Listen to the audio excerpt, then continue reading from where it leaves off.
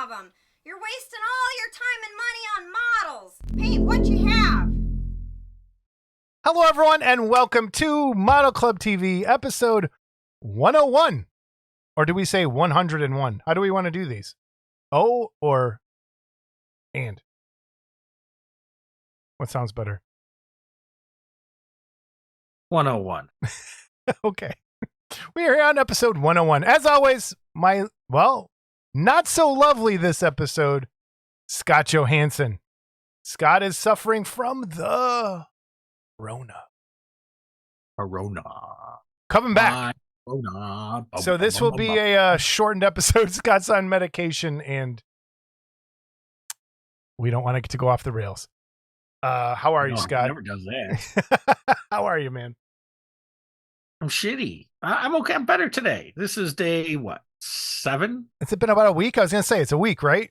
Yeah, it's last Friday night. I had a little bit of a sore throat. By Sunday, I had the chills and all kinds of other lovely stuff, and took the test and was positive, and so yeah. Well, at least you're positive about something. It's nice. Hey, my blood type is positive.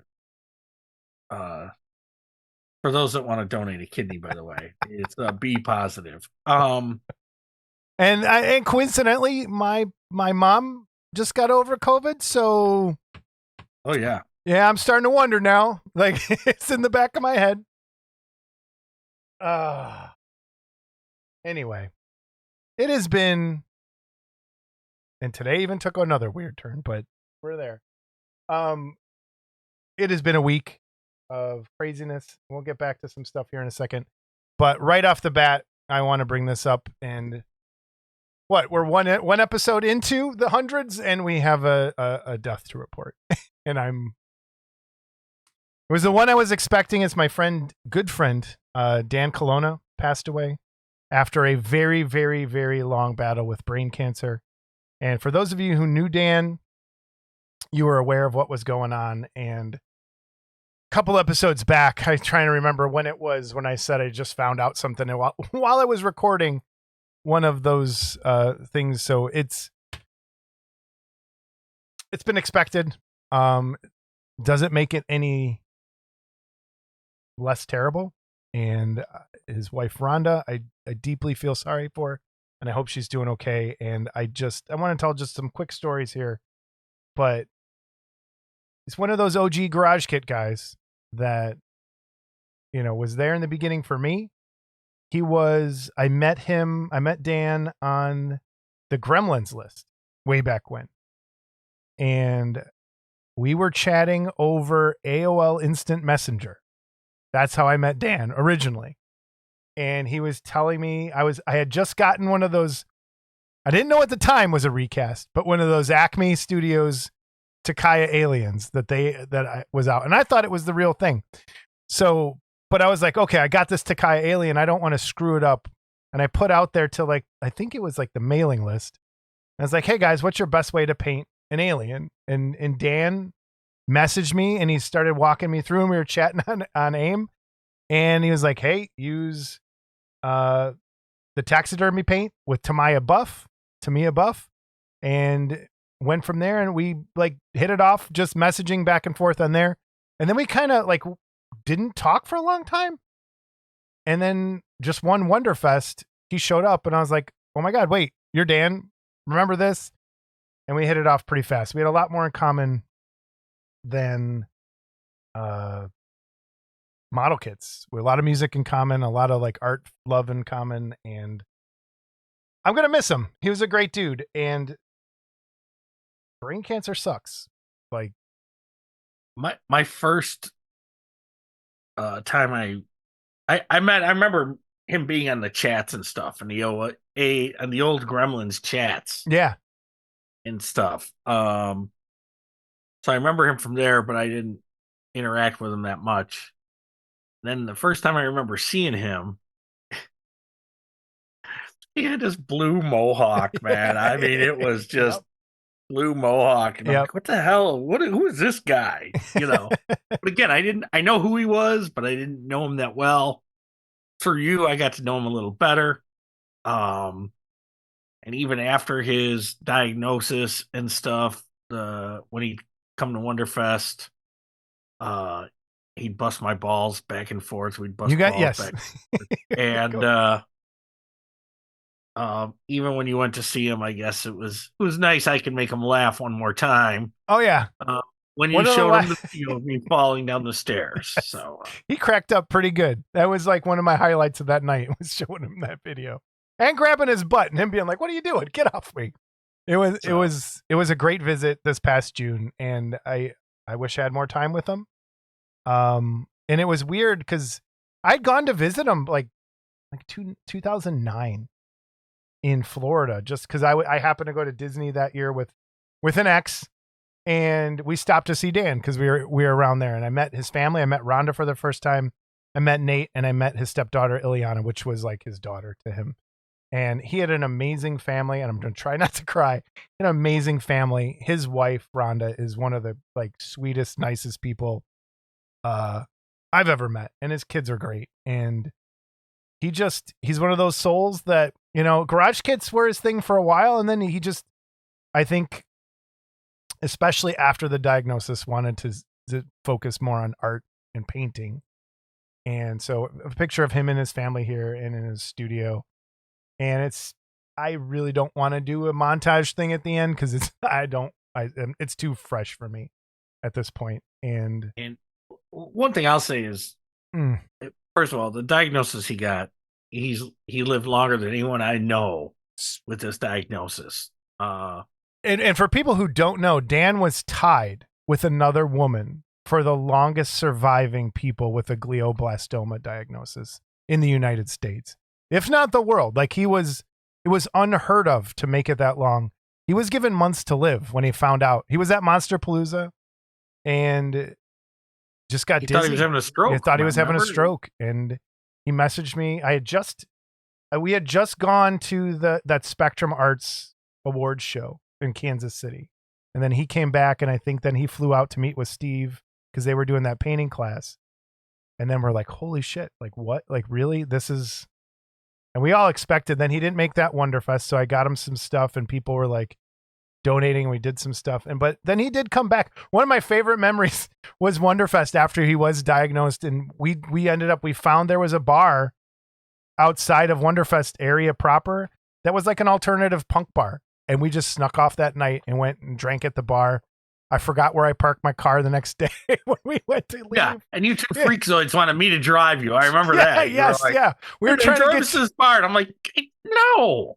One year we ended up taking the hotel shuttle over there, I remember, and then somehow getting a cab back. But it was like our secret little place we would go to, Mag Bar in Louisville. I think it's still there because it's on Magnolia Avenue. And we just, sat there talking about music and Tom Waits and Nick Cave, and you meet some great people in this hobby, and then you meet some great people in this hobby, and Dan was one of those.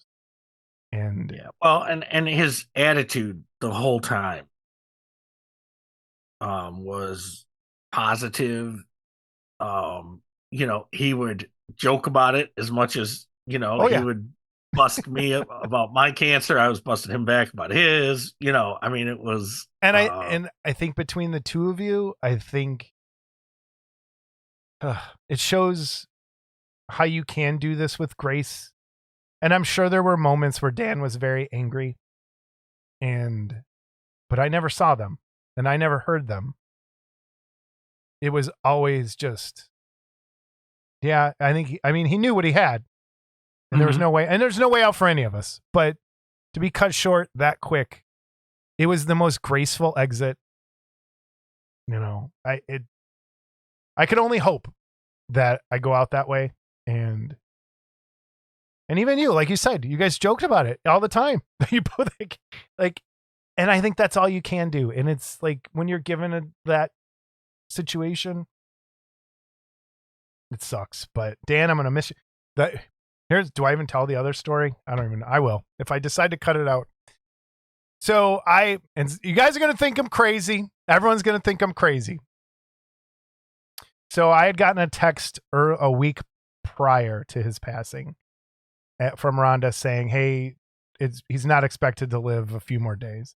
And so I was kind of just, like, I'm expecting it's coming.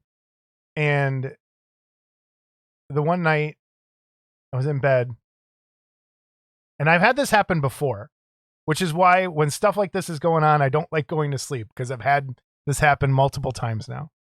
But I had a dream that I was talking to Dan, and it wasn't like we were somewhere talking. It was in my head, and I was still in bed, but I was having a conversation with Dan as my dream.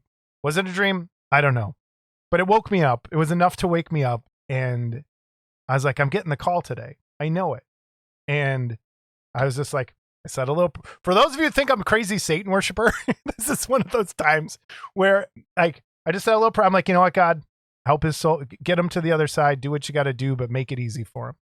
And I got the text later that day, and I kind of forgot about it between waking up and working. And then when I went back to my desk, I saw the text, and I was like, oh crap, that's right. I totally forgot. Like, but man, Dan, I'm going to miss you. And yeah. Now he's going to see every time I fall too. Be laughing at me. Dude, it was great. It was great. That visit was awesome. And I'm so glad I made the trip down there to see him. And I mean, another great memory, I went down to see one year, this was after he was diagnosed too. We went to the Salvador Dali Museum in Tampa. And it was one of the best things I've ever done, was going to that museum. And it was with Dan. And yeah, sucks. So I'm waiting on Rhonda to hear if there is anything as far as donations, as far as a favorite charity or anything. If I never do get one of those, I would suggest there is the Glioblastoma Foundation, and go from there. It's so fresh. It was a week ago today, I think, so that I found out. And then I think he passed on that Wednesday. So, all right. Just so everyone knows, when I go and he gets like this, it's all bullshit. He hates me. I do hate him, but I hate you and love you at the same time. It's all bullshit. He pulls this when I go, okay? It's all bullshit. What if I go before you? How, you're not even going to make a video. You'll just be double barrel middle fingers as Dude, I go. I'm not hoping for that peaceful crossover for you, okay? You're going to burn a lot before you get anywhere, okay? I've done nothing wrong. I've done nothing wrong. This is the kind of guy he is. He goes to the White Sox game last night. Okay, this is a great transition. All right, let me get us back to the normal window so you can tell this story. Go ahead. Yeah, so as you know, we live in the Chicago area, and for those out there that are sports fans and are baseball fans, the White Sox have tied the 62 New York Mets for the most losses in the modern era with 120. So there were 3 White Sox home games left. And this creepzoid wanted to go to see them break the record for losing. Okay? Yes. So that's history being made. Why would you not want to be at that game? That's like saying, you know what? That would have been like saying, hey, man, I know the Hindenburg's going to blow up. Let's go watch it fucking. If you had a time machine, wouldn't you? Or would you try and save the people? No one died on the Hindenburg, right? Like it was just like it just caught on fire. Died on the Hindenburg. Not like a bad amount of people dying. Oh, for crying out loud! It's like saying, well, not like a bad amount of people died on the Titanic. Okay, a lot more survived than didn't. I think. I don't know. But that Sox game. So the other side of that is back when they won the World Series. Sox has been my team since I was a kid, like forever. When they won the World Series, I didn't even get to watch a game because I was stuck in Wisconsin at Outdoor Ed with my 5th graders for a week. I had to listen to them win the World Series on this tiny little radio. And I had a ticket for Game 6, but they won it too fast. So I couldn't even see them play by the time I was home. I got home to the parade through down Michigan Avenue in my backyard with the jets flying over my house. I remember drinking a beer in my backyard. I've just gotten home, and the F-16 for the parade flies over the house, I think. It was awesome. But I wanted to be there for this. It was fun. I was not the only one last night, though. That crowd wanted to see them lose so bad. And when they won, everyone was so pissed off. But it was a good time. I'll tell you what. It was the first diehard baseball fans would have beat your brains in. Oh no, no, because there was a lot of diehards that were I know because we were all talking, and it was the first baseball game I went to by myself. Have you ever done that? Good question. Because I was just like, you know what? I'm getting a ticket. I'm going for this shit show, and there we were, and then they won. I was like, I don't think I've ever gone to a baseball game myself. It was kind of cool. I've gone to an NFL game by myself, but I've never gone to a. Because you know how you always see that one loner dude with like the Bartman guy with like his scorecard and he's listening to the game on the radio, and they're like, mine was always the Monday Night Football one where they show the guy and he's sitting there flipping the bird off, and they go, "Yeah, that's right, we're number one." And oh man, all right. Well, so you were thwarted again from history. And then they win. I think they won again today. The heck? I mean, if you're going to be bad, be the worst. Be the worst. No, you're not going to burn it all. Okay, let's go. All right. Model kits. What do we got? We got giveaways. Oh, giveaways. Okay, let's do giveaways. Let's do giveaways. So we will talk about MaskFest after giveaways. So we are going to give away. Where is it? We'll give away. We are going to give away. We are going to give away. The password is from our guest this episode, which was Ed Bradley and Eric Askue. We have from Creature Crafters. We have the Hellboy and Abe Sapien busts. And look at the pictures from last time. I repackaged them. So I made sure that they did not get broken because there were a lot of little spindly parts on that Abe, so I didn't want it to break. So it is there, packed up, ready to go. Now, we got a lot of people for both giveaways this episode. So, Scott, you know the trick. Tell me when to stop shuffling. Stop shuffling now. Spinning. 4 from Creature Crafters. Hellboy and Abe Sapien busts. The winner is... Oh! Dan Cherney. Dan Cherney has won the Abe Sapien and Hellboy bust. Excellent. That's awesome. Yeah. That's great to hear. All right, cool. All right, Dan Cherney has won that. And then Scott, introduce this one while I pull it up. Pestilence Labs. Aurora Box Art Godzilla kit. This is a big one. Look, everyone, look at that wheel. That is, I think, I might be wrong, but I think that's the most names I've ever put on a wheel. Like that. Go Godzilla.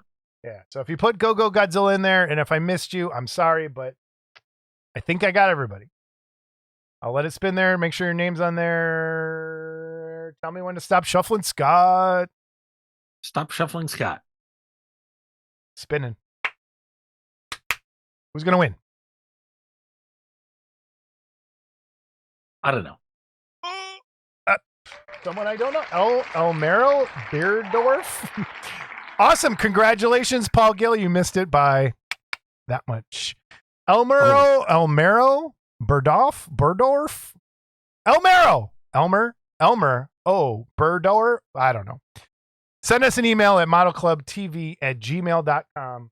Sure hope he lives in this country. Oh, no, I hope he's in like Japan this time. Because you're sending this one out. All right. There we go. So that's our giveaways. Scott has some stuff to give away this episode. I do. We're going to start out. Wait. One last thing. We have a stack of some older giveaways. We still have that one from Jim Capone. I don't want Jim to think I have it sitting in my dresser in my bedroom and I'm touching myself to it or something. But we have that's back there and some other stuff that's to give away. Jerry Frade we have a Baseball Fury to give away, which will be coming.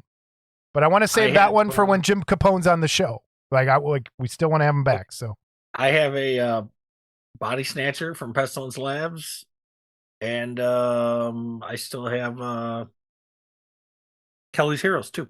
Oh, good. Okay. Which one are you doing first? Let's do the one that we got the picture of first. Okay. So this is, I guess it's called the Galligantus. Okay. I never knew that. And I remember my brother had this issue when I was a kid from the 1968 Famous Monsters yearbook. Okay, this was on the cover. Mike Parks did a kit of this. Sean Nagel did a kit of this, which I have. Uh-huh. Okay. And Sean recently did a new one too. But this is an old resin kit. And it was donated to me by Paul Gill. It came from the UK. Okay. And when I first looked at this, I go, man, this looks kind of rough, but when you get in on it, the detail is actually really good. I love those legs. Needs Wait, a can little I work. enter this? Can I enter this? Needs a little work. But like it's had some work done, so but it's it's Now got the two heads. that is a garage kit, my friend. And this is it's old style resin. It's got some epoxy on it that you probably have to peel off and work on. It doesn't come with a mace or anything, but there's no band on his arm either, so it probably didn't ever have one, would be my guess. That stands almost a foot tall. You can see it kind of back here. Yeah. But so I would like to know a couple things. First thing I would like to know is, does anybody know who produced and sculpted this? Because Paul had no idea. He was pretty sure it came from the UK. That's all he knew. So, and we're gonna give this away, even though Paul said I could keep it if I really liked it, but I'm gonna give it away. That's a nice kit. All right, how do they enter for this one? So to enter for this one, you put in the comments, 2 heads are better than one. 2 heads are better than one. For the Gilligantus. All right. The Gilligantus. 2 heads are better than one. And so the second thing you were giving away this episode. Second thing, as you know, I did the Godzilla, which sales have slowed way down on from the Mike Parks reissues. Mm-hmm. Okay. And I've had a tiny tear here forever that I needed to get molded and cast. And finally, with the help of Paul Gill, this is a rare tiny terror. Ooh. This is an evil Santa, and he comes with a chopped off elf head. Just saying right that up your alley. That sounds this funny. is right up your alley with an axe in this hand. Yeah. Now, why Paul didn't make me an axe red to match this red? Anyway, this is a Mike Parks sculpt, and this is a Mad Labs reissue. I don't know how much these are going to be yet because I still have to cast some. Okay, so they're going to come, but this one is cast and ready to go. This is going to be number 1 out of the new molds. Okay, as you can see, there's a few little bits and pieces in there. But if you would like to win that rare piece, we're going to have to put Santa Claus is coming. Can you add to town, please? In Jason's mom. No. Ow! Ow! What? Come on. Okay, so to win this piece, you better cut that part. To win this piece, are you okay? I was hoping COVID would maybe, knock it down. Mellow me out? Yeah, mellow you out just a little bit. Nope. It's The NyQuil boosts you up over the edge, I think. Throw How that about- back up really close again. to win this piece. Put in the comments, here comes Santa Claus. There you go. Much better. Oh, God. Okay. Oh, God. I want All to right. thank Paul Gill's freak ass self for making the mold for me. And for putting a little penis on the mold. I think 2 penises. I'm not sure if that's supposed to be a penis or what's going on there either. Kind of a flattened out penis. Okay.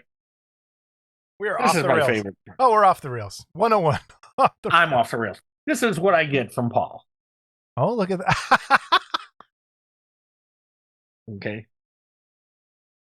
So Is it a middle finger on a foot? That kind of looks like a foot. I don't know what the fuck it is. So Anyway. All right. So Real there quick. you go. So 2 heads are better than one for the Galligantus. And Here Comes Santa Claus for the Mike Parks piece. Much better. Okay. I had this one picture I forgot to show of Dan and I. And the reason I'm going to show it is this is for those of you who wonder what I look like without a beard. This is that. It's me and Dan at the Spectrum Arts Award. And that's me without my beard. And I do wear glasses most days. I don't wear them for the show. Also, yeah, a special giveaway. Ooh. Okay. But now this is really, don't waste my time if you don't really want these. So, Amazon in all their wisdom, I ordered my wife some Tootsie Pop drops. Okay. Because I can't find any stores that carry them, right? Okay. Amazon sends me a case of these, like 12 boxes of these instead. Okay. What are those? These are little black licorice gumdrops. They're made by Tootsie Roll. They're called crows? They're called crows. Okay. And I have 12 boxes of these. Dude, you know what you got to do?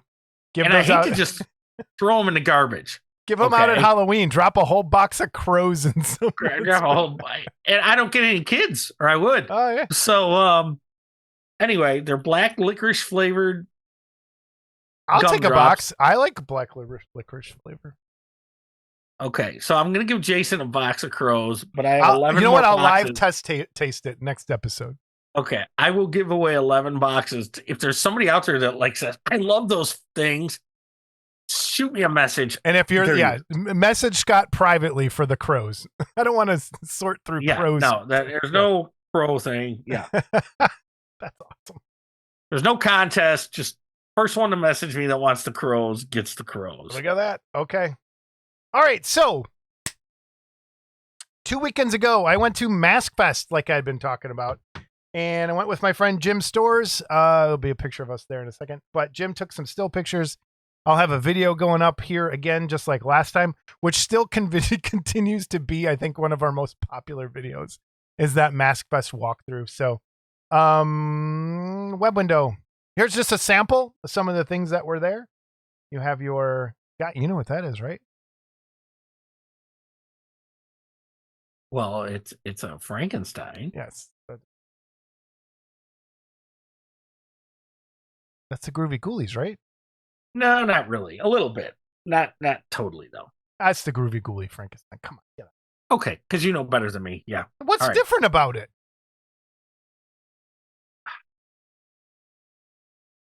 All right, never mind. Anyway, we have Krang. Look it up. Look it up. Look, it's close enough. Jerk store. Jerk store. Yeah. So just real quick, some other stuff. Again, it's still one of my favorite shows. It's Hook. Oh, I didn't bring out my videotape to show. I'll talk about that on the other show. Oh, you mean the homemade videotape? I'll go get it. Okay, so here's what this idiot did. Okay, he's gonna meet this guy that's like an idol of his, and rather than bring something like a piece of official merchandise to autograph, he has the guy autograph a bootleg tape. What a moron. He's a moron. Moron.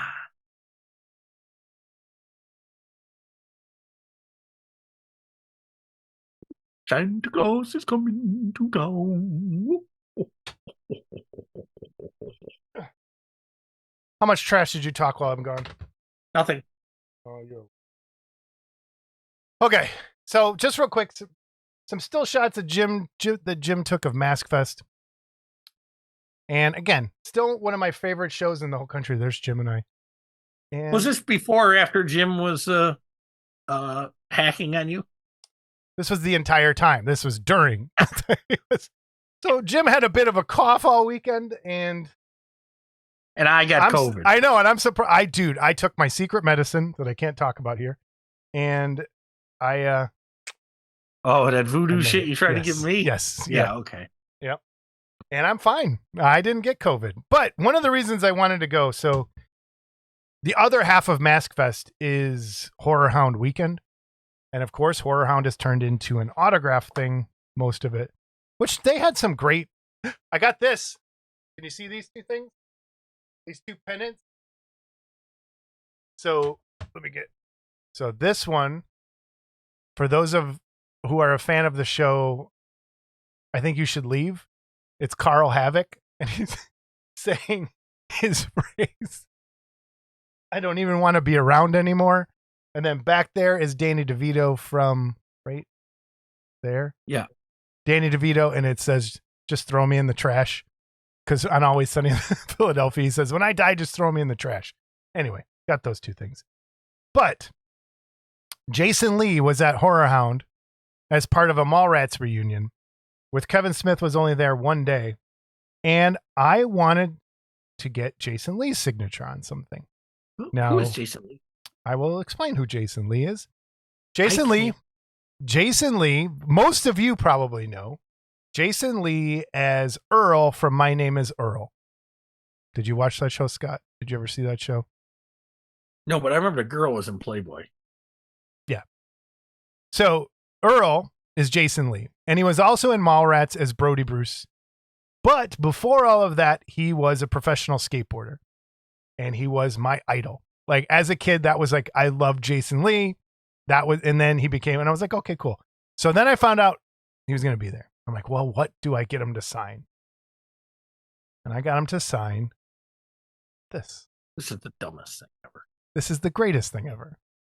So this is the VHS cassette that me and my brother and my other skateboard friends back in the day bootlegged of, and on this videotape is H Street, PE, Now and Later, which is, we figured out, Jason Lee and I, when we were talking, Planet Earth, and then Blind. Blind is the skateboard company that Jason Lee skated for back then. And they put out the greatest skate tape video movie. Back then they were called skate tapes, but the greatest one called Video Days ever. If you want to watch it, I'll put a link down below to the Video Days. Someone re-uploaded it in high def on YouTube. And so this is how, like, this is my memory of Jason Lee, of coming home from school every day, popping this tape in the machine and watching skate moves over and over and over with me and my friends. And I'm like, I'm going to get him to sign this tape.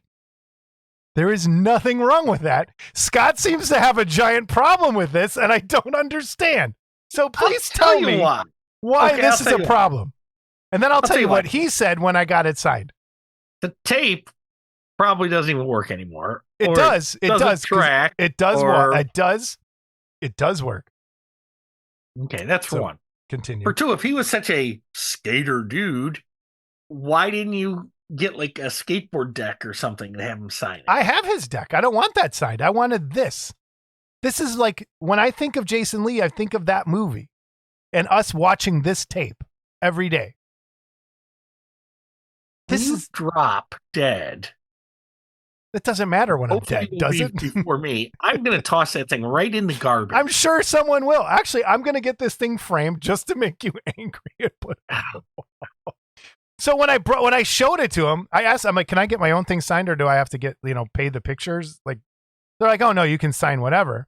And so I popped this out of the wrong matching TDK case, because that's all I could find. And I'm like, here. He goes, what's that? I'm like, this is Video Days. And he goes, oh, that's awesome. He was blown away. He's like, that is so cool. Even though it's a bootleg copy and it has two other skate companies' tapes on there. I'm like, this is what me and my friends, and I told them a story. We just started talking about skaters and other skaters like in the Ohio area, because that company was from Ohio. And I told him I'm from Chicago and another skater that lived there. And then we just talked about, he's a photographer now as well. Talked about, I was an art teacher. Like, it was awesome. And all because I got him to sign this tape. So you can go ahead and rag on it. This is awesome. Did you tell him how at almost 50 you still think you can skate? I can. I'm going before my birthday. I go at least once a year and still kick turn and come back. He's I think 10 years older than me almost. But he skates every day too. He said he just went the other day. And again, he goes with his kids. You just kind of slap around on a curb like it's fine. Anyway. Yeah. That was MaskFest. It's a great show. Mr. Walker break his ankle? Well, it's coming. I'm going to show you my MaskFest purchases. My big purchase was this, and it's from a great guy out of Utah called Mask Manor. And this is a really cool half mask, really thick latex. Check out Mask Manor. And the thing that sucked is now, since it moved from Indy to Cincinnati, I had to do an extra hotel night. And that extra hotel night ate up a mask purchase. So I got that. And then this one, Paul Gill. You're not going to put it on? Oh, no. It's too hard. Oh, those are show masks. Yeah, they are show masks. But it's hard and my beard popped. So this is Goblin House masks. And there's a thing coming back. A lot of people are doing old school style plastic masks of this. So I'm going to show that one last because there's a story there. So, but they were like $15 a piece and they had tons. You got a Wolfman. I got a pumpkin guy. I got a devil. El Diablo. I'm glad you are here. And are you ready? I got a Bigfoot. Looks like Paul Gill. I know. So I showed Paul this, and before I could even send him the link, he had found Goblin House masks and ordered it within 10 seconds before me, and already had it on his way. So Goblin House masks, if you're interested, these are great, I think, for kids. They're cheap. The colors on them are awesome. Goblin House masks, a really good dude. There's his sticker. Check him out as well. And you got a free keychain and an awesome, pretty like trick-or-treat bag with them too. Wait, let me spin it around. Yeah, I was going to say, yeah, that's awesome. There we go. So good stuff, man. I love MaskFest. It's such a great show. And they had some good bands playing again. Like there's always an after party. And all right. Ready? We're moving on. News and reviews, Scott.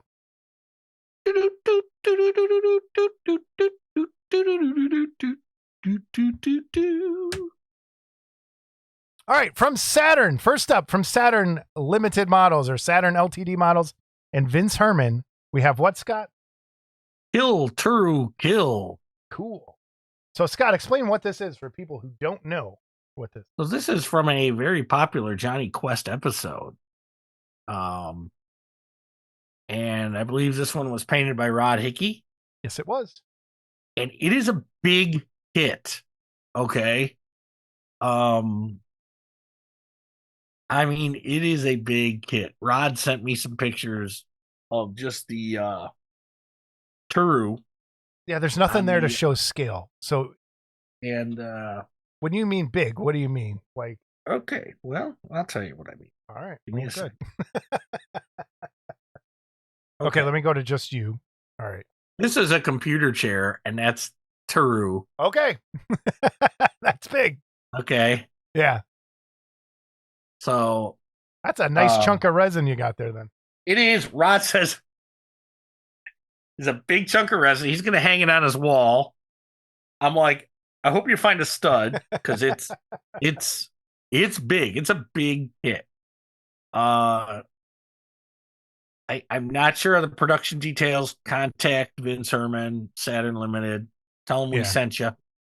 And if you can't find that, get a hold of Rod Hickey. I'm sure he can point you in the right direction as well. Yeah, but and we'll have a link down below. I'll have a link to both places. Yeah, this is really it's a cool piece. And you know, I can't recall this episode of Johnny Quest, but I was never a big Johnny Quest fan. But I'm pretty sure at the very beginning in the Johnny Quest opening credits, you see Turu. That's what I think I remember. Yes. Okay. That's why it's jogged a memory. Yep. So there we go. Okay. All right. Up next. This is Rod sent this in. This is the new iconic scenes from what's his name there? Shadow Creations. Shadow Creations. And this is Rod's Wolfman and Costello paint up. Cool. And this is available now through Shadow Creations. I don't know if they've sold through or not yet. Okay. So, Hit up Shadow Creations if you're interested. Maybe if they're done, maybe they'll get you one more. You never know. And next up, from the best people on the planet, we have something pretty cool from Stan Arts. StanArts.com. Two N's in Stan. We have the Tuscan Raider bust, and this is a work in progress. It's coming fall. Prices to be determined. But whoa, this is cool. So if you're a fan of the original Star Wars, I think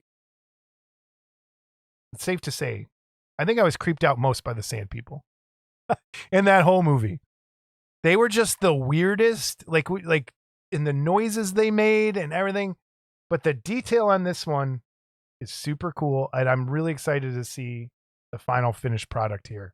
So if you're interested, get over on the Stan Arts page, like the picture, ask them when it's coming out, and support them. They're awesome people, and this is a great piece. I mean, it's a half-scale bust, so it's going to be huge, and you could play around with some really cool textures and paint jobs in there.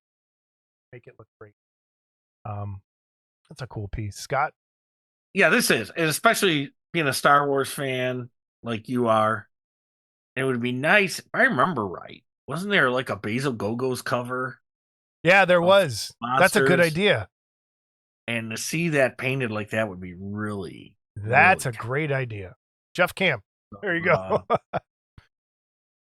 Yeah. Man, it'll be, yes. There's some cool stuff you could do with it. So up next from IAMCO is the Karloff Pierce 2. And this is one of the buildups by Rick Lindy. Oh, wow. And order yours before they're closed out, because I know they've got a ton of people on the list. I thought they did. So yeah. And what a great Rick paint did job. a really nice job painting this, and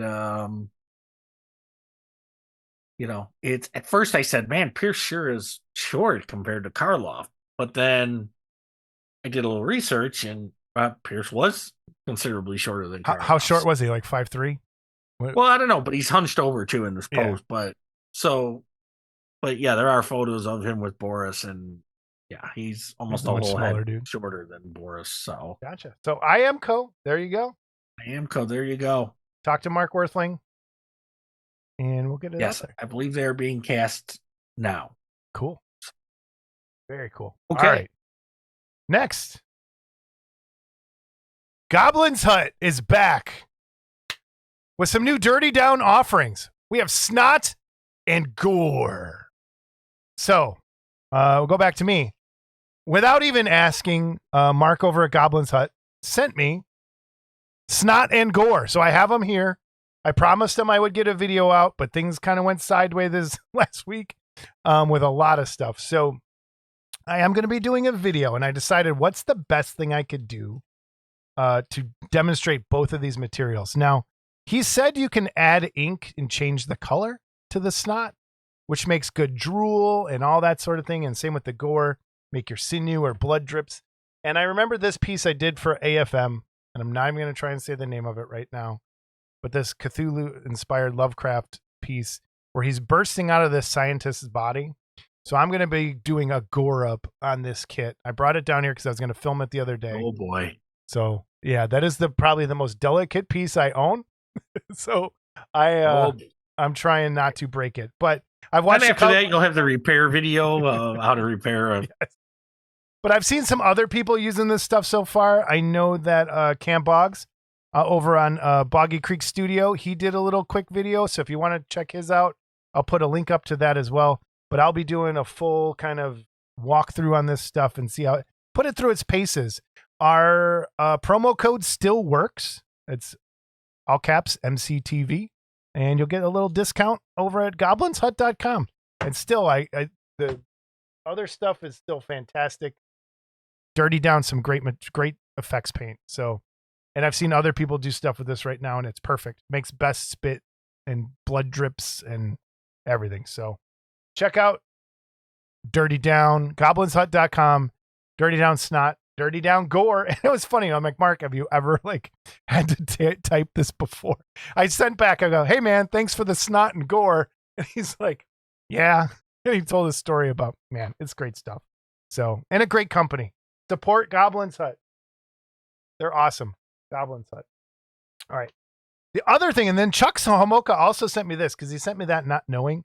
Monument Hobbies has out a product called Noosh. And it works much like, if you remember back the David Fisher video where he did the mix and he brushed it on and then wiped off, leaving it in the cracks. Was that a David Fisher video, one of them? Where it was like you were glazing in the cracks. So this works a lot like this. It's an acrylic medium. So it takes the place of like using a toxic or oil wash that takes forever to dry. It's a water-based medium that you can clean your brushes with water and all that stuff. And I'm pretty sure it's almost the same as like a gel medium or a Floetrol or something like that. But it's called I think that's Noosh. what David used was a gel medium on the Morphogenesis kit. Yes, that's exactly what it was when he was doing the scales to get in the cracks. Right. And this stuff is, I think, very similar. So you might want to give it a try if you can't find any of the gel mediums you were using anymore. But it's called Noosh, and it's over at Monument Hobbies. And you just mix your colors into it. You brush it on, and you wipe it off, and it gives you an instant sort of weathered look to things. And the bonus to it is it's not oil-based, so you don't, or solvent-based. You don't have to clean it with mineral spirits or anything like that. So it's great. I've seen a lot of people do really cool stuff with it. They do have a video of how it works, and I'll link to that over in the comments. So, or in the description. And then we have our winner update. George of the Jungle. Man, I just want to sing the dun dun dun dun dun dun dun. Which was the best part of the George of the Jungle cartoon. Actually, it was the beginning. Just the drums. Doing this. Yep. So, well, again, the king of the cartoon sculpts nails it. Nails it. And there's the part breakdown. And then, speaking of nailing it, watch out for that tree. This Jungle Book piece, as mad as I am about it. And why am I mad about this? Because put a vote up on his Patreon. Forgot about this. Yeah. Oh, yeah. So I really despise the voting on Patreons, but, you roll with it. So a while back, asked people to suggest kits for him to do. And it was the Jungle Book this time, or the one that I chose. My suggestion was up there, which was the animated Godzilla, the Hanna-Barbera Godzilla. And guess what everyone picked? Jungle Book. Of course they did. But I'm kind of happy they did, because this is really good. This is really good. It's a nice, the composition of this piece, where it's very vertical.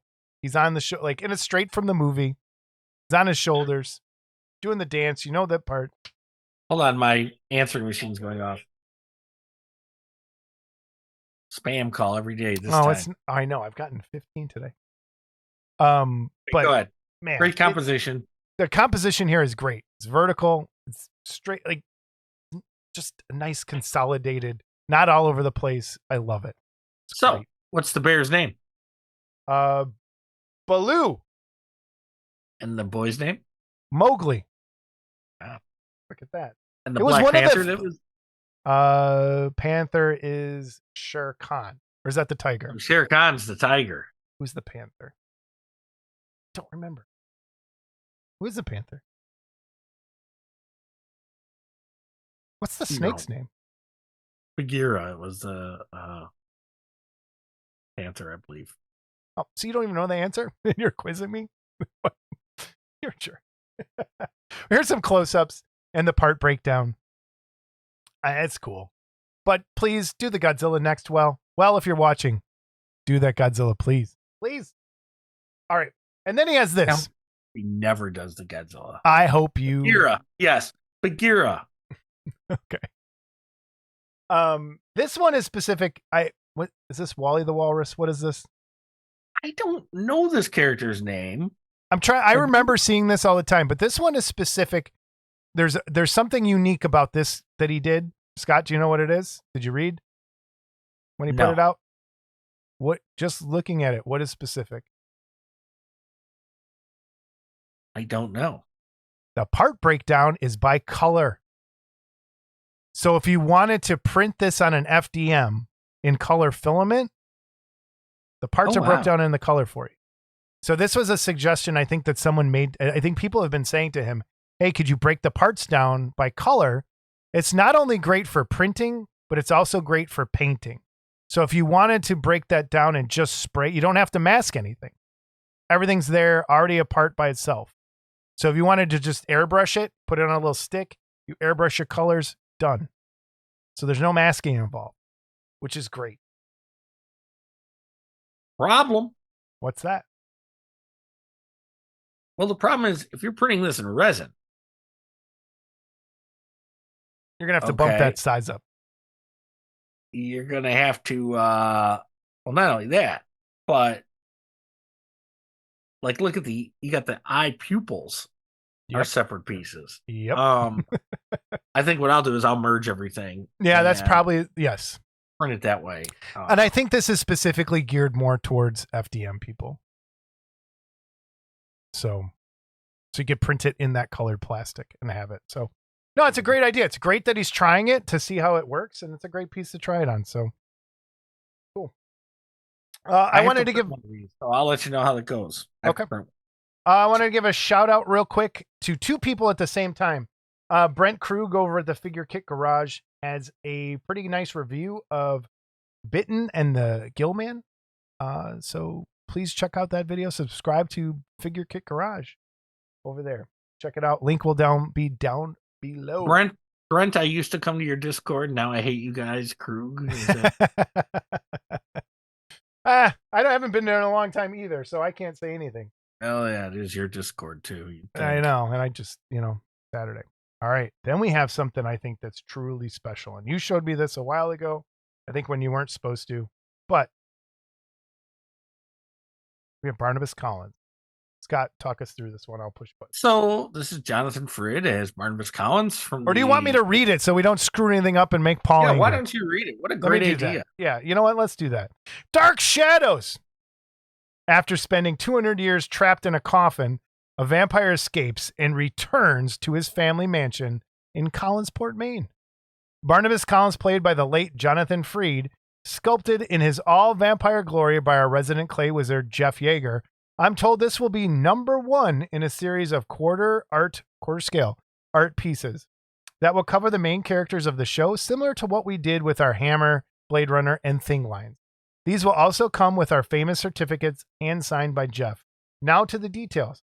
The initial pre-order will be for 50 kits, price $90, paid to Jeff at Dupac, DUPACUCC at AOL.com.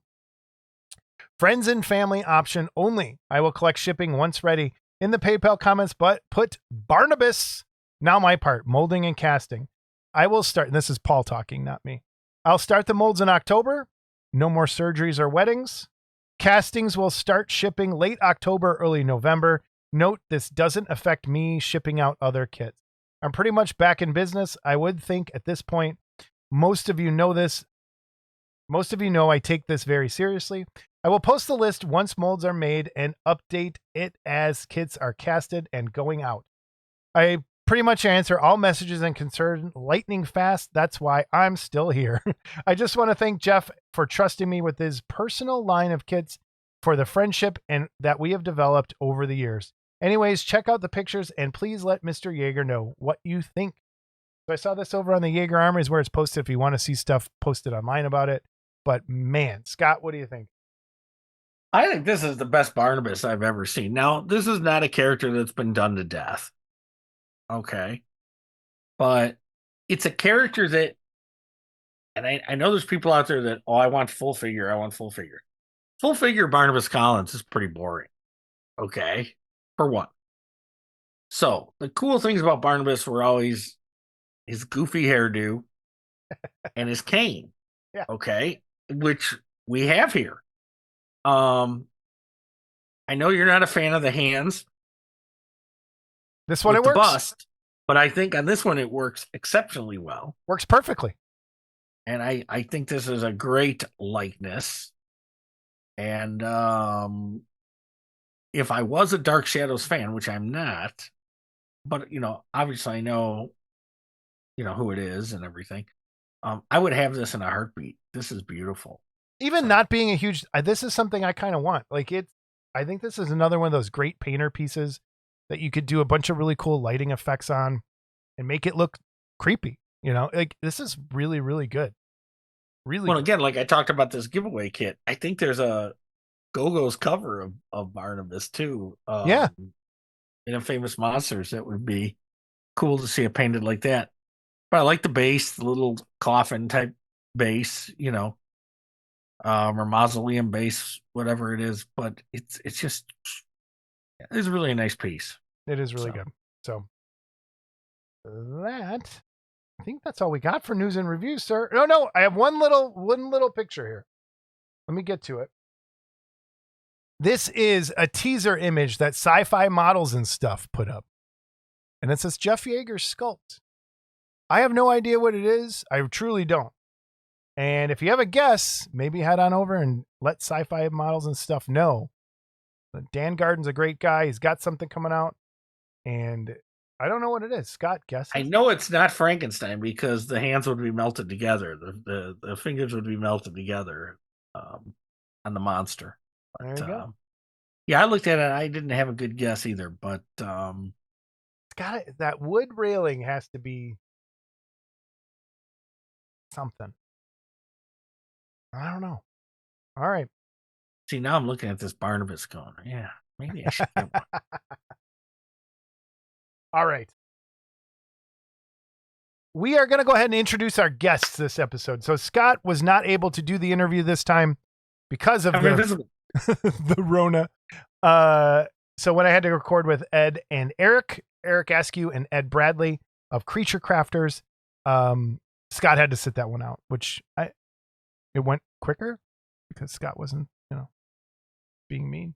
But well, yeah, because I'm mean to all our guests. To me, not to the guests, to me. No, but it was a great conversation about, there's some stuff like just digital, kind of goes what Joe Heil was doing, but they're doing it digitally with some like digital kit bashing. Their company and things coming out and stuff that they're like working with other companies and talking about how that kind of plays out with different digital sculptors and why they chose to sell their stuff through George over at Blackheart. So check it out. Here's Ed Bradley and Eric Askue of Creature Crafters. And again, thanks for the giveaway. We appreciate it. See you soon. All right, we are back with Ed Bradley and Eric Askue of Creature Crafters. And we'll kind of get into that and explain how it goes. How are you, gentlemen? Really good, man. How you been? Doing good. So we've both had you on separately. We've had you on separate times. And you guys, after Wonderfest, I think this year, and I think this conversation even happened the year before, you wanted to come back and talk about some things that were happening at Wonderfest in the Garage Kit community as far as 3D printing goes and answer some questions. And stuff came up that I think you guys wanted to talk about. But before we get there, let's go into some stuff you guys got coming out, some stuff you're working on, so that people, if you're interested, what they can do. But before even that, how did Creature Crafters come to be? So, Creature Crafters happened because, I've been a prototype painter for 10 years. And during COVID, when the factories all shut down, I was out of work because if the factories aren't running production, there's no prototyping for toys and collectibles. So, decided to get into printing so that when things did come back up and running, I had an additional skill to market. I wanted to be able to offer a full pre-production service to my clients, so they could just send me the files and I could do the tooling copy of the print, clean that up, and then also do the 2 paint masters, and then get paid for the whole thing and have it all in house. So I did that for a few years, and then I've always wanted to have more stuff that I like, and no one was really producing it anymore since Future went away. And then Simon Lee's done some stuff here and there, but then he's been doing what he's been doing. I just felt like that genre wasn't represented anymore. And I know a lot of us that want that stuff are kind of older now, but we can afford it now. So yeah, I found some decent sculptors online and threw some ideas at a few of them to see who would be interested. And you know, that's kind of how it happened. Yeah. Hey, and I totally agree with you. There is and I wonder how many of us do you think there are left, garage kit wise, that were really into that sort of thing? Because I don't know. It felt like it was a niche that we were in that a lot of people kind of either avoided, I think, because of due to the expensiveness of those kits and just not being familiar with the subject matter. So it's great to see you bring in some of that back that might be a little more affordable for people and make it more accessible. So I think that's a really good plan. Yeah, the trick is, though, is to not be too I don't think just regurgitate Miyazawa and Takea, and you know, of course, there's some Terada thrown in there as well. You know, I don't want this to feel like I'm just copying what they did. I don't want this to feel too much like I'm just aping their stuff. I want it to be able to stand next to them, but obviously it won't be as good. But the idea is, if you want something that's new, you know, a different kit that's maybe based on the same type of subject matter, but is a different presentation. It's conceptually a little bit different. I want to be able to offer that, and yeah, owning all my own printers and being able to sell the actual prints and keep the numbers limited so they're still collectible. And hopefully they'll never get the price tags on them that the future model stuff has now on the second hand market. That's not my intention either. It should always be, you know, what it is. And then that's the great thing about STLs and printing is there's no molds to burn out. So the longevity of these kits is essentially forever. I can die and my kids could run an STL site, and 10 years later somebody wants to buy Gwen or Devilman, and they can just buy the files for, you know, $17 later when I'm not here to produce it anymore. And it doesn't ever have to really ever go away. You don't have to go to eBay and spend 3 times what the kit costs. For sure. So that's a part of what Creature Crafters was supposed to be about too, is making it available indefinitely so it doesn't ever have to, there is no end of the run unless I put a number on it and say, okay, for this one, we're only making 15 or 20. Cool. Yeah. All right. Let's start with Gwen then. Eric, chime in. Where did you come in on this piece? How did you guys bring this piece to life, and why did you decide to do this one? Let me open that up on my end. I don't remember doing much on Gwen. Oh, I remember. So Gwen was a unique piece. It was fully sculpted by another artist that was hired to do it, and I mostly came in at the end to do a little bit of re-engineering on it and to make a brand new base. Almost everything you see there was originally done by another gentleman, and we just didn't have a nice final cut for it. Meaning that the composition to how the piece was cut to match up with the base and what the final presentation was supposed to be really wasn't there. And Ed and I have talked a lot about the spacing between bases. Ed likes it really, really tight a lot of times, but he wants to make sure that they look like two different entities, and one is the supporting actor for the hero character. So the base and the compositional cutting of the model is really where my major contribution to the piece. And it's a beautiful piece. The original artist did some really amazing things. We did have a little bit of engineering trouble with it. Nothing that I'm not used to. It comes up all the time because some of these sculptors don't print their own stuff, so they don't know where some pitfalls are. But in general, this was actually a relatively straightforward model. Without a lot of questions. It was just Ed and I going back and forth, and him making requests in art direction for me. So yeah. For both of you, how often do you come across? Because I think it's something we've found quite a bit, and this will probably come into in the conversation later. Of the people that sculpt digitally, how many of them do you think actually print their own pieces, or are able to print or know how to print? Less than 10%. that's kind of, that checks out. So it's hard when you do get a piece and then have to troubleshoot it and print it and figure out. So it's great that you guys work together to kind of work out those bugs. Well, and on top of that, a lot of them, you know, the Boolean process, I don't know if that's the right word. Yes. You know, the engineering, cut and key, they don't take the time to learn that either. A lot of them will say, when I'll ask them how much for the commission, they'll even ask that, do you need it cut apart? Because I don't do that. I have to find someone to do that for you, and that's an extra charge.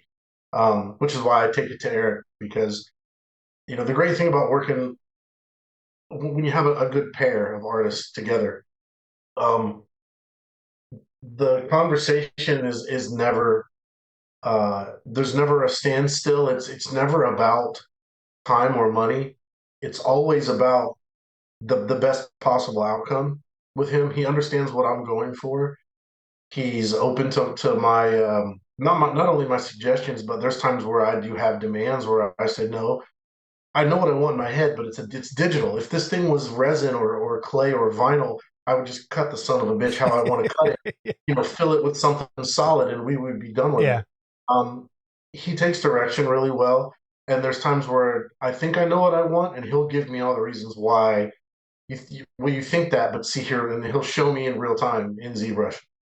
He'll show me why I don't want that or why it won't work, and he'll give me suggestions on, look, I'd rather you do it this way because this is going to print better. Or he'll say, well, if you do it that way, it's going to tip over. The damn thing won't ever stay upright. There's been lots of times where also there's no language barrier. A lot of the artists that I'm using are foreign. There's a language barrier there, which makes it really hard too, because all of, you know, I don't draw much anymore, and it's hard for me to show them visually what I want. I have to tell them. With Eric, I can tell him while he's sculpting. I can go find textures that I like, or even refer back to other sculptors like Seizen Lee, and show him buggy stuff and say, you know, see how he does these hard edges and they're flared up, and then there's the fissures and then the texture. He gets that's not difficult for us. He's very intuitive, and after our third or fourth project, we get stuck sometimes, but it would be much different working with someone else. So his knowledge of the program helps me get to where I'm trying to get with the piece a lot faster, I think. I may have gotten burned out after my third or fourth piece if I had worked, or I would get to where no one would want to work with me, you know? Yeah. So at some point, when you have a vision or you have something in your head, you kind of start to sound like a stark raving lunatic that's just impossible to please, you know? And he never makes me feel like I'm impossible to please.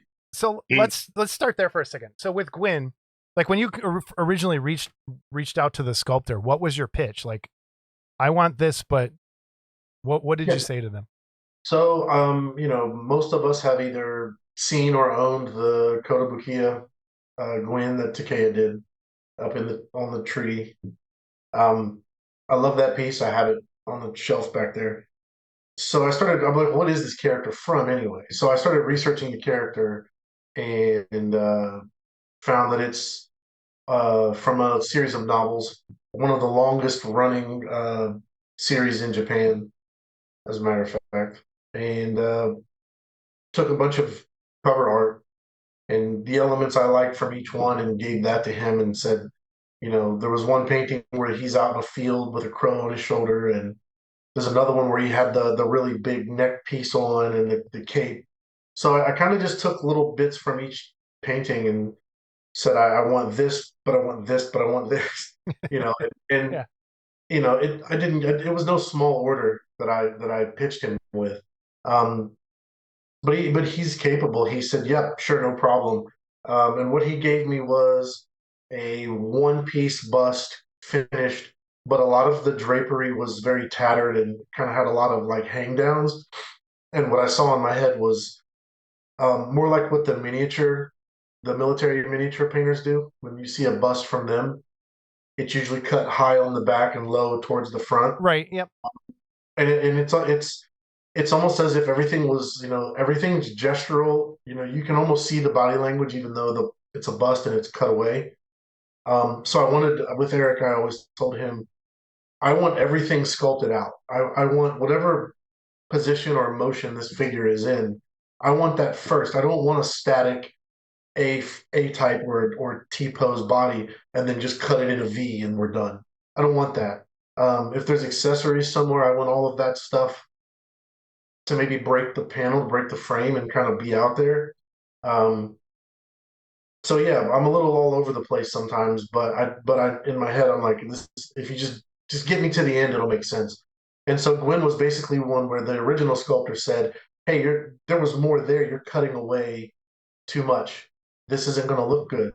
And with Eric, Eric's like, "I'll do whatever you want." So he just did what I wanted, and we had it available at Wonderfest this year, and it was actually my best. It was my first like real commissioned digital kit, and it's been my best seller. Like I sold out of Gwen on Saturday, I think, Awesome. and everything else that was newer than him and I thought was better than him, I brought most of that stuff home. So you never know, like Right, you never know. You never do. Things where he really is such a, and a lot of people are like, "Who is that? Is that the guy from Tekken, the wrestler?" And I'm like, "No, It's not it's King. not." Right. So yeah, man. One was just one of those things where I figured I would take something kind of obscure that was visually striking and give a not the same armor, not the same pose. Give people something else to kind of play with and make sure because he's got wrappings on his arm, he's got fur, he's got the bird, he's got the armor, he's got the cloth, and then the stonework of the base. So as a painter, it's all over the place. You can kind of get in there and use a lot of different materials and techniques to render him out. And he's available in scale too. I can print him really big, and you could use something for the whiskers if you wanted to. I mean, whatever. I think, Eric, and I think this is where you could probably chime in on this. When you did get it to cut it, and how Ed was saying that the other sculptor was like, "You're taking too much off." I've noticed a lot of times, and this goes from Loot Studios down to CA3D and other people, like they'll have their main figure and they're like, "Oh, well, we're going to make it a bust too." And then they just go hack right at the chest. And it's the exact same pose, just cut at the chest. And it wasn't originally intended as a bust.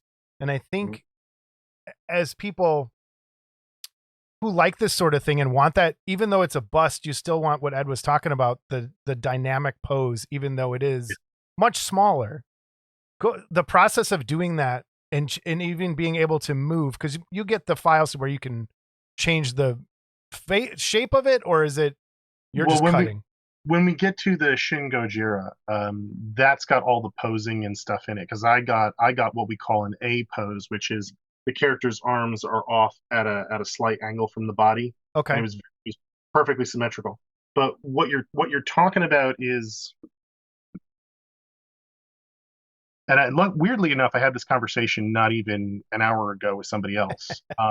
If you make a product, whatever product that is, if you can get more out of it by remastering it or turning it into a bust or whatever, which is what we kind of did with the Doros models, you still have to make it fit the format.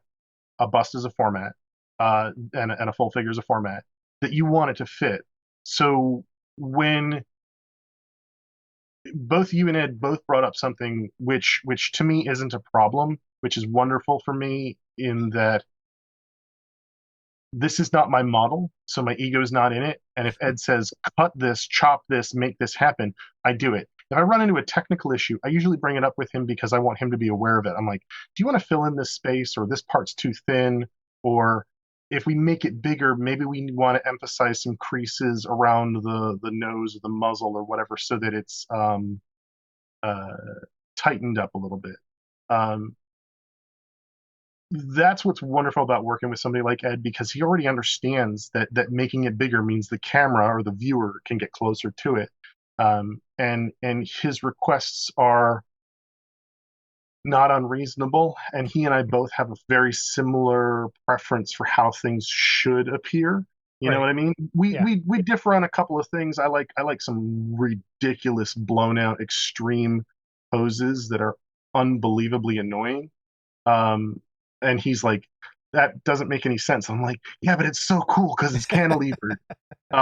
But beyond that, most of the time, if he asks for something, it's just like, Poof, what do you need? Poof, what do you need? Poof, what do you need?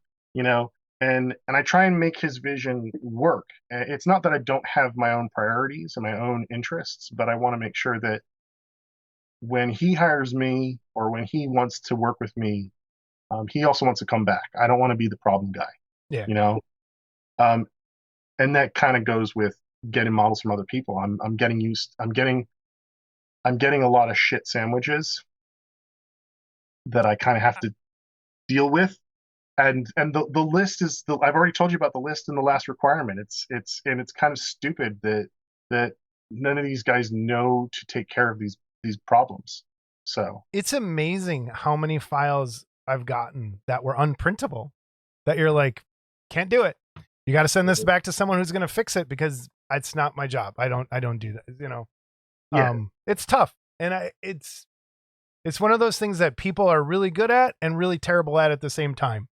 And it's just, they don't want to take that time to learn that extra step that I think would go a long way with a lot of those. Well, guys. it's not the fun. It's not the fun part. Right. Exactly. It's not. Yeah. What I'm doing is basically saying, like, you know, I'll still work with you guys, but know ahead of time, and I'll tell them up front, you know, you're only going to take this thing so far because I've seen what you can do, and I know I'm going to sound like an asshole, but I know you can only get it. You're only going to get me so far, and then I'm going to go, okay, you're good. Here's your money, and it's going to Eric anyway. I already know the parts that he's gonna. So it's in my opinion, I know he doesn't like the shit sandwiches, but in my mind, it's okay because, you know, I'm still able to utilize, you know, several other artists at once, give them something, push them a little bit, help them get their stuff out there and say, hey, I worked on this. Or, you know, maybe part of them growing as an artist is me choosing one thing and saying, no, I really need you to change this, and show them the reasons why. But at the end of the day, yes, some of them are limited, and that's all right. I'm going to keep coming back to Eric, and like the Shin Goji write-up, that's based on an illustration. So we're going to go there now. I'm going to pull that up. Yep. We'll go there now. So go ahead. The Goji Rada. Right. So as I was, I think he's probably like my 5th or 6th bust that while I was trying to produce all these things. And I wanted to do something that was fun, that was original, that didn't have a color scheme set, that people could have textures to play with, and that it's somewhat familiar because it's a mashup. It's Kamen Rider and it's Godzilla together. It has aspects of both. And I think the drawing I chose, while it was interesting and fun and everything I was looking for, but it has so much going on, and anyone who's ever tried to sculpt knows that going from 2D to 3D is difficult, because there's only that one angle of him that you can see. The sculptor essentially has to make everything on the backside up. Yep. And this isn't a character that exists. This is a mashup, so we don't know what his back looks like.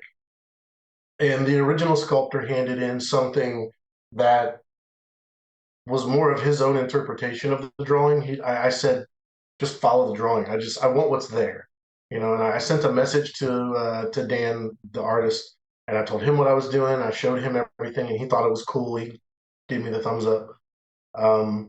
So then I had this thing, and I'm like, okay, I can't use this. This isn't. No one wants this.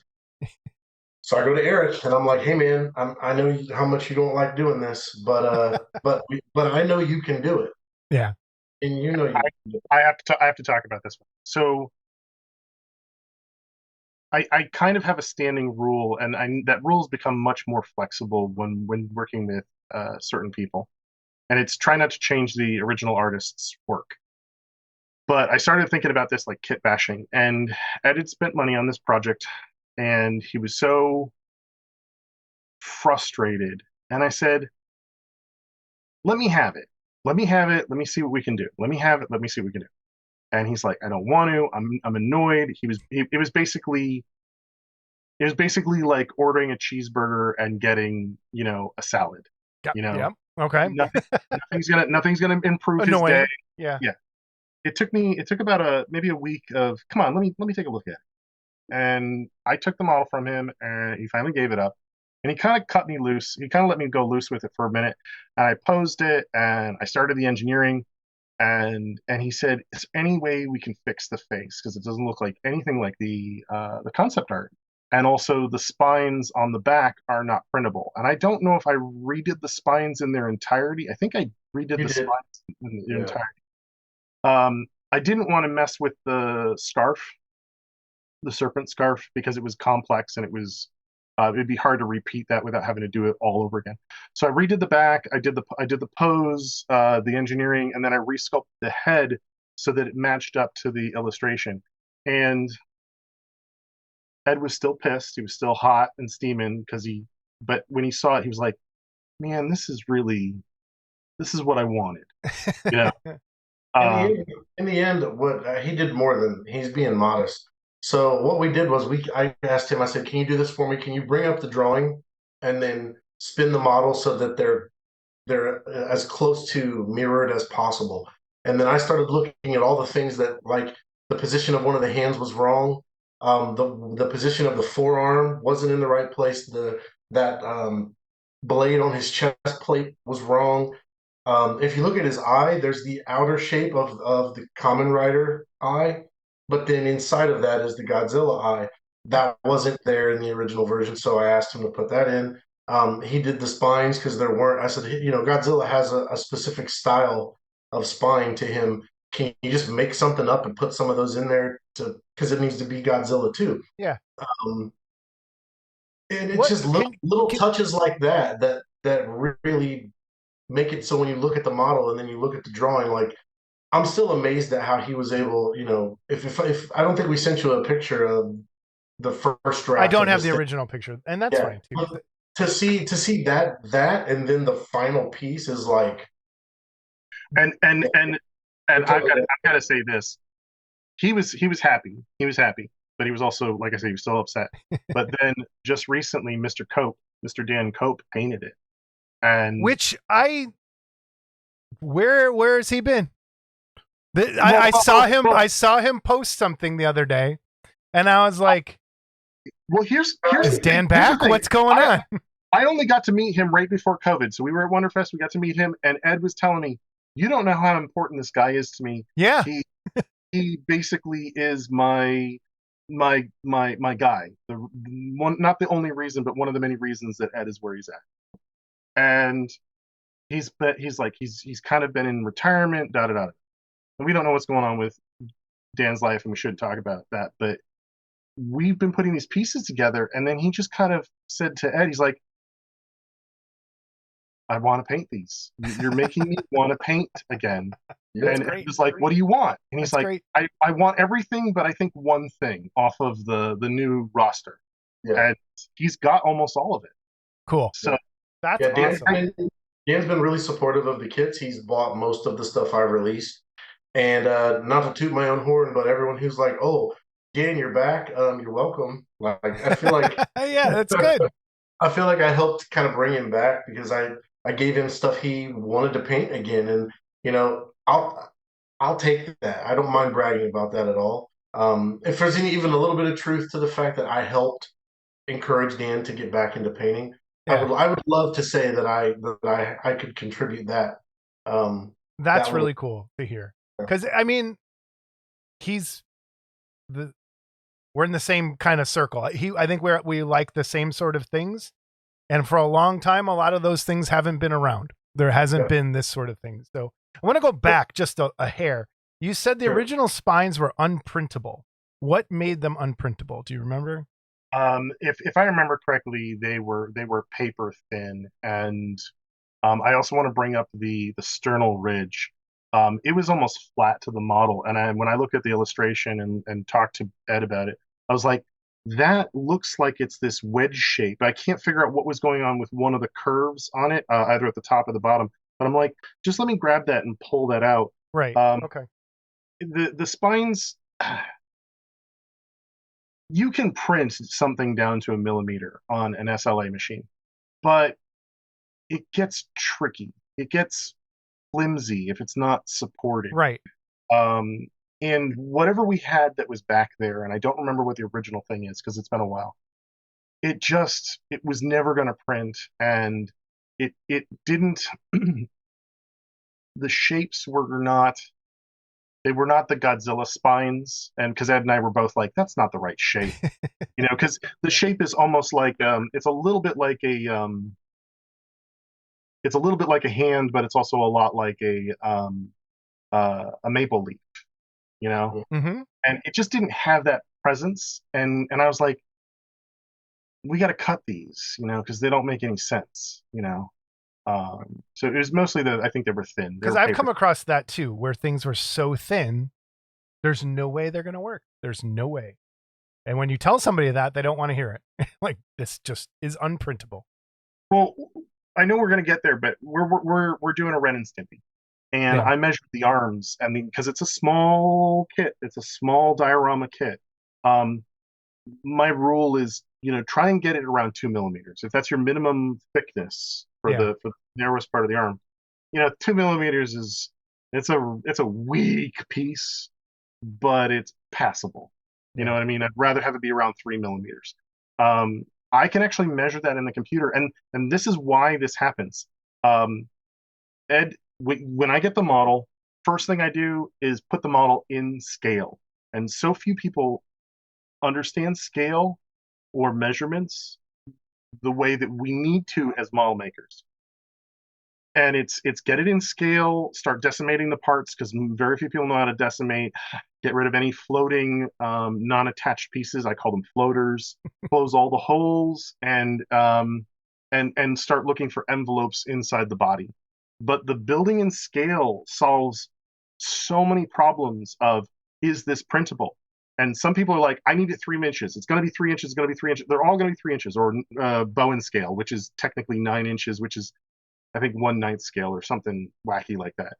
But if they're all to scale, so Wolverine's going to be this big and Colossus is going to be this big. But if they're all to scale, I can go in and I can measure things with my tools and say, oh, it's this thickness, and that's printable. Yeah. I've noticed that too. One thing that people, I want it 1/6 scale, and then you give them a Wolverine that isn't 12 inches tall. Like, that's something you need to kind of nail down with people too, is Wolverine's not 6 feet tall. So you're not going to get a 12-inch figure. You're going to get something shorter than that. And like you said, Colossus is much taller than what would be a 6-foot person. So it's going to be bigger than that. So to try and I get it. And it's something people, I think, need to think about a little more when they're designing things. Well, again, this goes back to, it's not the fun stuff. Nope. Not at all. The people that care about it are people like me and Ed, because Ed and I know Wolverine's, I think, like 5'5". Yeah. And Colossus is like 6'4".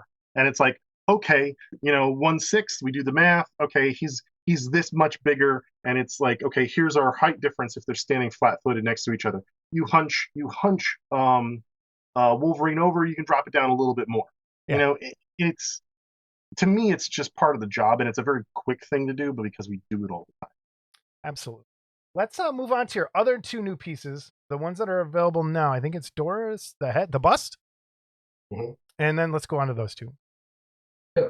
So Doros was based off of a previous kit, my first 2-figure kit that I released 2-3 years ago. And it's all based on the Bandai SIC figures that Takea did of the Kamen Rider stuff. So I, took the full figure and asked Eric to turn it into a bust. But even more on top of that, I had the idea of, Takea and Nirasawa always had a way of taking designs and giving you something that was a little more than that. I mean, the silhouette, or when you at first glance, you can tell what it's supposed to be. But they would add a lot of design elements to it, and it really just kind of push the detail and make it even cooler. So while we were talking, we came, actually Eric said, if this was bigger, I could do like a whole fancy eye thing. And I'm like, well, fuck it, then why don't we? Like, let's do just the neck and the head, half scale. And while we're doing that, you take a 1/6, because this was all 1/6. you take 1/6 and take the neck and head and make that half scale. What's the biggest problem? Loss in surface detail. Yeah. So I'm like, we're gonna have to go in, and this is gonna be kind of painful, but if you're up for it, we can do it. And so he literally would go through and add, like if you look at the SIC figure, if you look at just the dome, the top of the head, and you look at the one that Eric did, there's little layers in there, and there's just stuff going on that's not. We didn't just duplicate an action figure. Right. We started there and took it someplace else. And Yeah, it was a lot of back and forth. Eric would do something and I would look at it and I would decide I either thought it was too much or not enough, or it didn't look right, or something about it where I was like, I wouldn't buy that. I wouldn't look at that and say, oh, that's cool. So if that's the standard, then hey, Eric, I hate to do this. I know you just went through all that trouble, but I don't like that. Can we fix that? And he would just kind of go, yeah, I don't want to, but in a second. So then he would finish whatever he was doing and go back. It was a lot of that. But to the point that I'm trying to make with the majority of what we're talking about for this episode is that this is the stuff that only guys like us in the hobby that are making the things, the super nerdy, super anal, picky little, all this shit that we're doing. Like, this is why when we show up to a show with a table full of stuff, why there's so much of us out there with the kids. Like, it's not just plastic models on display when you're a producer. There's a lot of yourself. It's a lot of,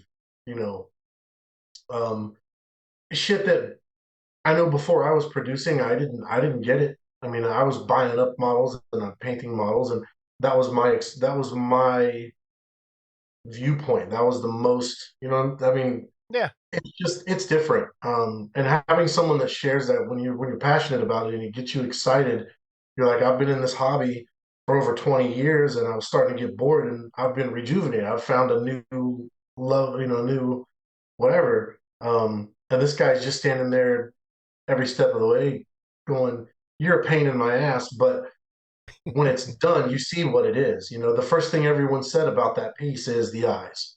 The eyes, the eyes. Those eyes are so cool. Not so much anything else that's going on. And that was Eric 100% by himself. I had no anything to do with that. He said, hey, I got an idea. And I said, okay, show me. And he showed it to me and I was like, what the fuck? Like, this is so cool. Like, people are gonna love this. And I think that's the reason why we've done so many pieces together is that neither one of us stopped showing up for the other one. Whenever one of us is feeling iffy about something that we're working on, or we need a push, or we need pulled back down to reality or whatever, like, I feel like we are that. Unintentionally, what started out as just, hey, I need a 3D guy. Do you want some work? Okay. So we had a need. There was a need there. And it turned into something else. And so, here we are. We want to kind of shed like the old Reese's peanut butter commercial. You accidentally boom, and there you got your peanut butter in my chocolate. Right. Same. And it works. So I mean, go ahead. This industry would be so much better if we had more people teaming up and more camaraderie between the people. I'm not saying I want everybody to be my best friend, because I certainly don't. But the right kind of people, I can hang out with them all day long. And I like that. I like working with Ed. We talk almost every day, unless one of us has a project where it's like, I got to work. I can't be bothered with you right now. But I may huff and puff every once in a while, or maybe a little bit too much, but I know when Ed sees something and he wants something, unless it's asinine, which it never is, it's better to try it out and see if it works. And it almost always comes together because I'll add to it. And it's basically like, it's like being in an orchestra, or a band. And totally. It's perfect like that. And just so you know, that model came from the bust model, because I'd redo the head. And so many things had to be leveled up. For instance, the mouth had to be almost entirely remade. None of the teeth looked good at the higher scale. The back of the head was had this pattern on it that worked really great in small scale, but when we made it large, it looked like the pattern on hamburger patties. Yeah, like frozen hamburger patties with a little dent in it. Right, right. And he was Okay. like, can you change that shape? Can you do something with it? We did these beautiful sinewy collar seams or openings on the collar and the neck, which was his push. That was something he pushed for. Um, there was a bunch of things we did. I was able to put a couple of minor details in the antennas. Lots of things that paid off in the end. And what was really nice is that because I had the model from the bust, that was just a great stepping stone. It was like instead of 2 weeks of work, I only had to put maybe a week of work into it to really make it something that's another product. It's another product to the lineup in the catalog, and it makes us both look better. Well, I think here this other piece has a ton of detail packed into it, and you have some drawings. Are these the original sketches for that piece? And then you have some annotated drawings. So I'm assuming those were like, hey, do it this way. So let's walk through that a little bit. This name Lucas Tidai came to me from Instagram, and he's like, "Hey, I like what you're doing. I want to work with you. I've never put out a kit before. Would you be willing to help me? And would you be willing to work with me?" And I'm like, "Yeah. What do you want to do?" And he's like, "I don't know. Let's get on a call and let's talk it out." So he showed me this cicada-looking bust. It was, a head, a neck, a basic torso, and then rounded shoulders. And I looked at it and I'm like, it was interesting. It had enough going on, and I'm like, okay, what do you want me to just like art direct you from here? And he said, yeah, tell me what to do next. Like, tell me where this thing needs to go, because he was just kind of stuck with it. Yeah. And so I came up with the idea of, I'm like, well, and I think I bounced the head off of Eric too. I showed it to Eric, and I'm like, what are you thinking? And the first thing Eric said was the head was too skinny; it needed to be fatter. And the eyes originally looked juvenile and innocent. They needed to look a little more adult and menacing. And that really, I said, okay. And I took that, and then the rest of it. Um, he originally had just one set of arms, and I was trying to think of like something cool to do with the pose. So at first I came up with like a Nosferatu overlapped, like a praying kind of thing. And then I said, let's make it like he's coming out of the cocoon and the wings are still soft and icky. So they're stuck to him and the wings are kind of coming off of him. And that's why his arms are wrapped up. And while Lucas was working on that, I was like, wait, and that's what the draw over is. I got on my phone and drew. I said, no, let's do. I got the idea of like, I grew up Catholic. Like when the priest would get up on the altar and he would say a prayer, he would do this with his arms. So I'm like, let's do something like do his arms like this, but then the smaller little buggy arms are just kind of chilling out under there. And then let's give him two sets of wings like a true cicada. Let's give him the overlapping wings, and then from there it was just like him and I going back and forth. He actually came up with the disease in the chest where it's some kind of like a bacteria, like a ball that got in his body, and now it's eroding away, and there's little vine looking things coming out. That was all Lucas. And then the base, I found something on ArtStation, and I did a paint over on that and shortened it up, and it essentially looked like a cross between like what Nirasawa did with the chrysalis. Yes. The man chrysalis thing? Yeah. Yeah, and like an alien face hugger egg. So I'm like, make it look like it's stuck to the ground and has little things coming out, and it's kind of growing and swirling up, and then just put him on top of that. That's so cool. What's Lucas's last name? Yeah. What's Lucas's last name? It's Tidei. Okay. He's from South America, and his primary language is Spanish. Okay. So there's some language barrier with him as well. But we worked through it, and I believe that's his first. So we're basically like sharing that kit release. Like we're releasing it under Creature Crafters, but he's equal partner in the whole thing. That's awesome. No, that's both beautiful pieces, and So you have some other renders here of other things you want to show and some stuff that kind of goes along with some of the other things you wanted to talk about. And let's get into that stuff. So after Wonderfest, you're like, hey, we want to come on. So what brought that on real quick? Well, two things. I got back from Wonderfest and got hit with messages from people that were less than ecstatic about some of the conditions of the dealer room. And I didn't it. I mean, I came home feeling great. I had a great show, but to have people that I know message me and just basically vent and go off about these things. And I'm like, does everybody? I mean, I know not everybody feels this way, but there's got to be more than just those guys that feel this way. And I started wondering, how many of us in the garage kit community feel that the digital models and the printing is a hindrance, it's a problem, that it's not progression, that it's something ugly and something that's kind of polluting the water, so to speak.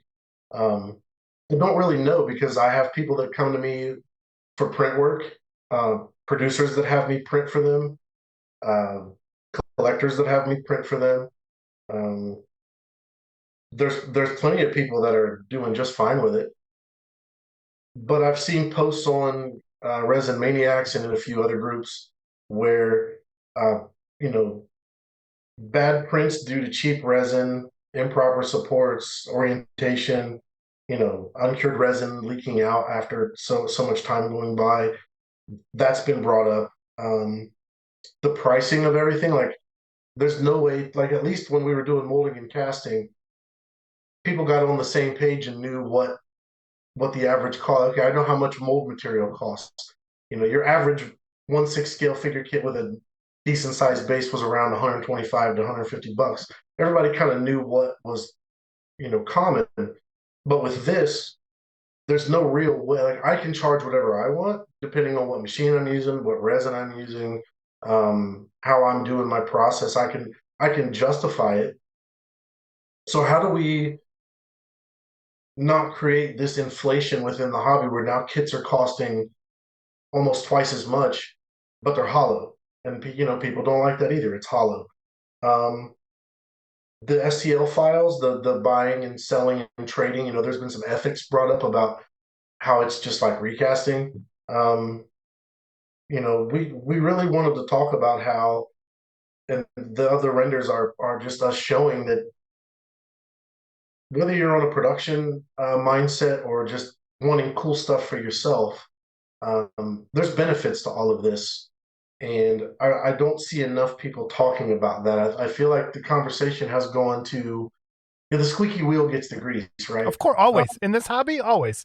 Yes. Always. So I wanted to bring up, there's people like Simon Lee and the Shiflett brothers who have earned that spot where digital's not going to affect them.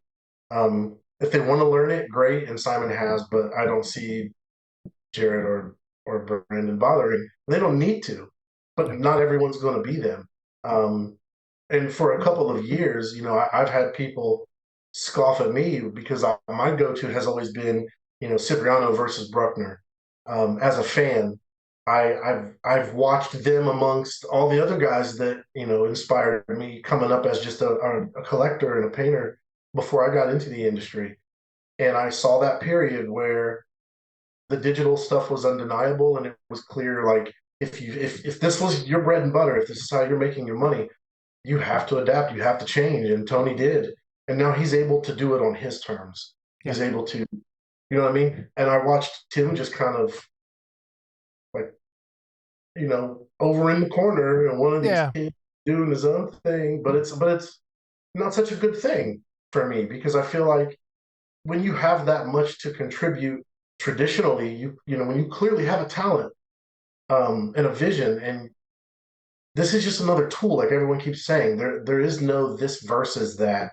It's just the willingness to get on, hop off of this bus and get on that one. I wonder what we could have seen, or what more could have been, had someone like Tim got on with ZBrush and pushed it too, the way he pushed, different ways of molding and casting, and in solid and clear materials, and just balancing, doing parts and painting them and then putting them inside of another mold and then casting clear resin over top of that. So the piece is embedded, but it's painted inside. Like, if what if he had applied that to digital? Who knows? And I Yeah. want to add to this real quickly, but I got to meet, because I didn't know this at the time, but when I was still teaching almost 12 years ago, most of the Disney people around me, they were friends with Tony, and I was getting into physical sculpting because I wanted to make kits. And they're like, you need to talk to this guy. And I talked to him, and he was all about the physical, very much yeah. so.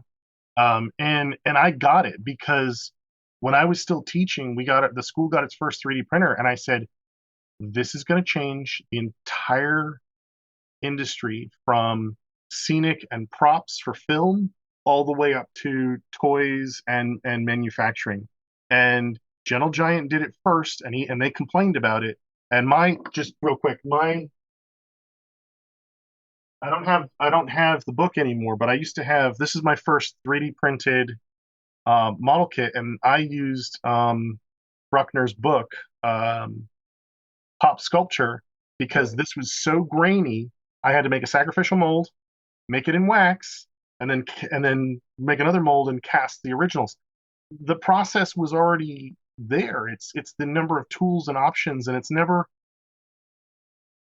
an obstacle if you understand how it was done previously, because you're adding to your tool set. You're not taking away. And if Brucker came to me tomorrow and was like, I want to learn ZBrush, I'd be like, what do you want to know? Yeah. It ain't that hard. I mean, it's time investment, but you already know the skills. It's just a little different. Well, what's the number one complaint you hear from garage kit people when they're looking at a print to buy it or put it together? Like, what do you guys hear that the problem is? Well, the biggest problem I heard was that, and at a model show, I'll admit this is a problem, being able to go to 3 different tables and buy the same damn model. Because all they're doing is they're just getting the STLs from everywhere, right? And that's what I do. Like, if I'm on a Patreon, I'm on almost 10 Patreon / my mini factory things, right? with maybe And the rights to sell from 3 of them. And yeah, I'll print some, and another guy might do the same thing. So because they're using Creative Commons, and those models are out there, and the people that are printers, they're taking the recipe, putting it in their ovens, and producing this product, and they want to do that. But you make a good point about all of this, but let me say this. Ed and I are artisans and craftsmen. Okay, if he said, I found a model of Spider-Man, but I want it to be Deadpool, oh man, let me loose. I take care of that. We don't change anything. We change the mask, put new accoutrement on it, put some seams in it, remove the spider webs. We're new model. If you're an artist, this is where things get really weird. I believe in kit bashing, but I don't like recasters. But where's the line? What's the difference? That's what the rest of the renders you have is my answer to that. okay, The line from kit bashing to recasting isn't any different than it was when we were doing it with McFarlane action figures, and we were turning those into small statues, or when you took 2 different resin kits, or a resin and a vinyl kit, and you use different parts from each. The line is, one is for resale and production, and the other one is not. When you're kit bashing, and there's a small blurred line, because Nirasawa did it with a Horizon Venom and turned it into Piled Beast and sold it as a kit, and everyone knew about it, but nobody really made too much of a fuss. And he essentially did what I'm having Eric do for me now, which is, okay, I'm in the same Patreons that you probably are, Jason, and we have a cable in there where I got the cable and I looked at it and I'm like, but that's not my cable. That's Deadpool 2 movie Josh Brolin cable, right? That's not Rob Liefeld, ugly fists and big shoulder pads, and they never show his feet. Like, I want that goofy 90s cable, right? I want to have fun with it. So kit bashing. I'll never sell the cable because the cable's not mine. I got it from CA3D. So my ethics are still intact. I'm not profiting off of their hard work. I'm not letting them do the heavy lifting and then coming in at the end and refining it and then reselling it. That's the question I've heard people in the hobby bringing up. And that's my answer to that, is to all of those people that say, isn't this bad? Isn't this just like, everybody just sharing files and blah, blah, blah. If you're turning around and selling it at a table, then yeah, shame on you. It's robbery. It's not yours. Um, that's not what I'm talking about. What I'm saying is if you want a Venom and something about the stock model that you get it digitally is not what you want, you can take that and either hire someone like Eric, or if you have a friend, or if you know ZBrush yourself, you can make those adjustments digitally and then print the thing out, paint it, and go put it on a table in the contest or post it online and show everybody your skills as a modeler. Like, the point I'm trying to make is that 3D printing should still be serving the modeler, period. And it's going to make things easier, because if you want to do something like a Terminator and you want all those little skulls all over the base, you find 1 or 2 skull files and you just batch print a bunch of them, bang a few up with a Dremel, glue them all in a pile, paint them, and then you put your model on top. There's something really cool we can do now if you're missing a part. Like if you have a hand and this hand is what you want, but this one's not. You just open that file and you mirror it. Boom, now you've got a mirrored copy of that hand. So if you're missing parts from physical models and you can find something that's close, you can digitally print the parts that you're missing from a kit from the 90s or even older. Whole new scratch built bases that you don't have to sit down and do that. I like using the balsa foam, but it's messy as shit. And in some cases, you would spend days on it and make one little mistake and the whole thing's ruined. Digitally, it takes 5 seconds to fix that mistake, and it's fine. So what We I'm also saying is, had like, this is all to our benefit. we also had Ed and I both had an instance where I'm going to say it in a negative way, but a part went missing and we didn't want to deal with it. So we were like, we can't give you the whole model, but we'll send you the part if you've got somebody locally that can print the replacement part for you. And Right. that actually saved our bacon a couple of times. But you've got to be careful with that, because if it's one of our roster pieces for creature crafters, we can only give out certain pieces. So Yeah. I see no problem doing it for personal use at all. So anyone with that, yeah, if you're selling them, bad news, I would say. But if you're doing personal stuff like you're saying, there should be, it's the same as what Joe Heil does, where he takes 50 different model kits, puts those together, and it's for himself. He's not reselling those anywhere. He's not, I don't see any problem with that at all. Right. Yeah, I mean, it's cool too, because for me, a lot of the problems with some of these files, it really boils down to the portrait. The bodies are all pretty passable. The bodies are all but the portrait has to, it's got to be there. It's always been the case. It's the reason why, guys like Jeff Yeager have made the foothold that they've got, where no one's pushing them out because of what they can. They can deliver that Mark Van Tine can do the same thing. I mean, we can name off all the sculptors that have the capability, but I feel like that's what's missing with the digital stuff, especially with the Universal Monster stuff. There's tons of Universal Monster stuff out there, but it's all shallow. It's lacking. I haven't seen a Frankenstein that really, they're all falling short. So, if you want to commission something and you really want to go, okay, I want to have like a really nice definitive digital creature, and you can go to, I think it's that die click art, or if I said that right. She's got a really nice one, and the head's a little off to me. I'm not saying everyone has this ability, but because I have the network that I've got, I can reach out to a lot of different industry veterans and say, how much to sculpt a creature, just the head? I've got the body. I just need the head. I don't need to start from nothing. Yeah. And it's cheaper that way. And the main focal point is I can have it nailed by someone who's really going to, make it sing. And then what's that worth to you? Having that piece in your collection that's beautiful. Yeah. And we can do that now. And instead of everyone complaining about how digital is taking away from, what else is taking away from? I don't ever have to worry about my molds getting shot and having to spend $1,000 to tool a whole kit because my molds are bad to be able to resell it. I think that was brought up too. Someone mentioned a kit that was their best seller, but they're really having to reconsider if they're going to re-release it or not because they don't want to have to remold everything because it's such an undertaking. Yeah. That it's. I feel like a lot of the ups and downs are just repetitive. It's the same ideas, just focused in different areas. Let's talk about what happened with your mask piece. Right. So Mask was a piece of art that I was flipping through a comic. I think it was the Mask versus Lobo or something like that. And there was this really nice, pinup of him in a yellow suit with the chain wallet and his ties sticking out. He got this big mace on his shoulder, and I'm like, that would make a really cool model. That would make a really nice piece.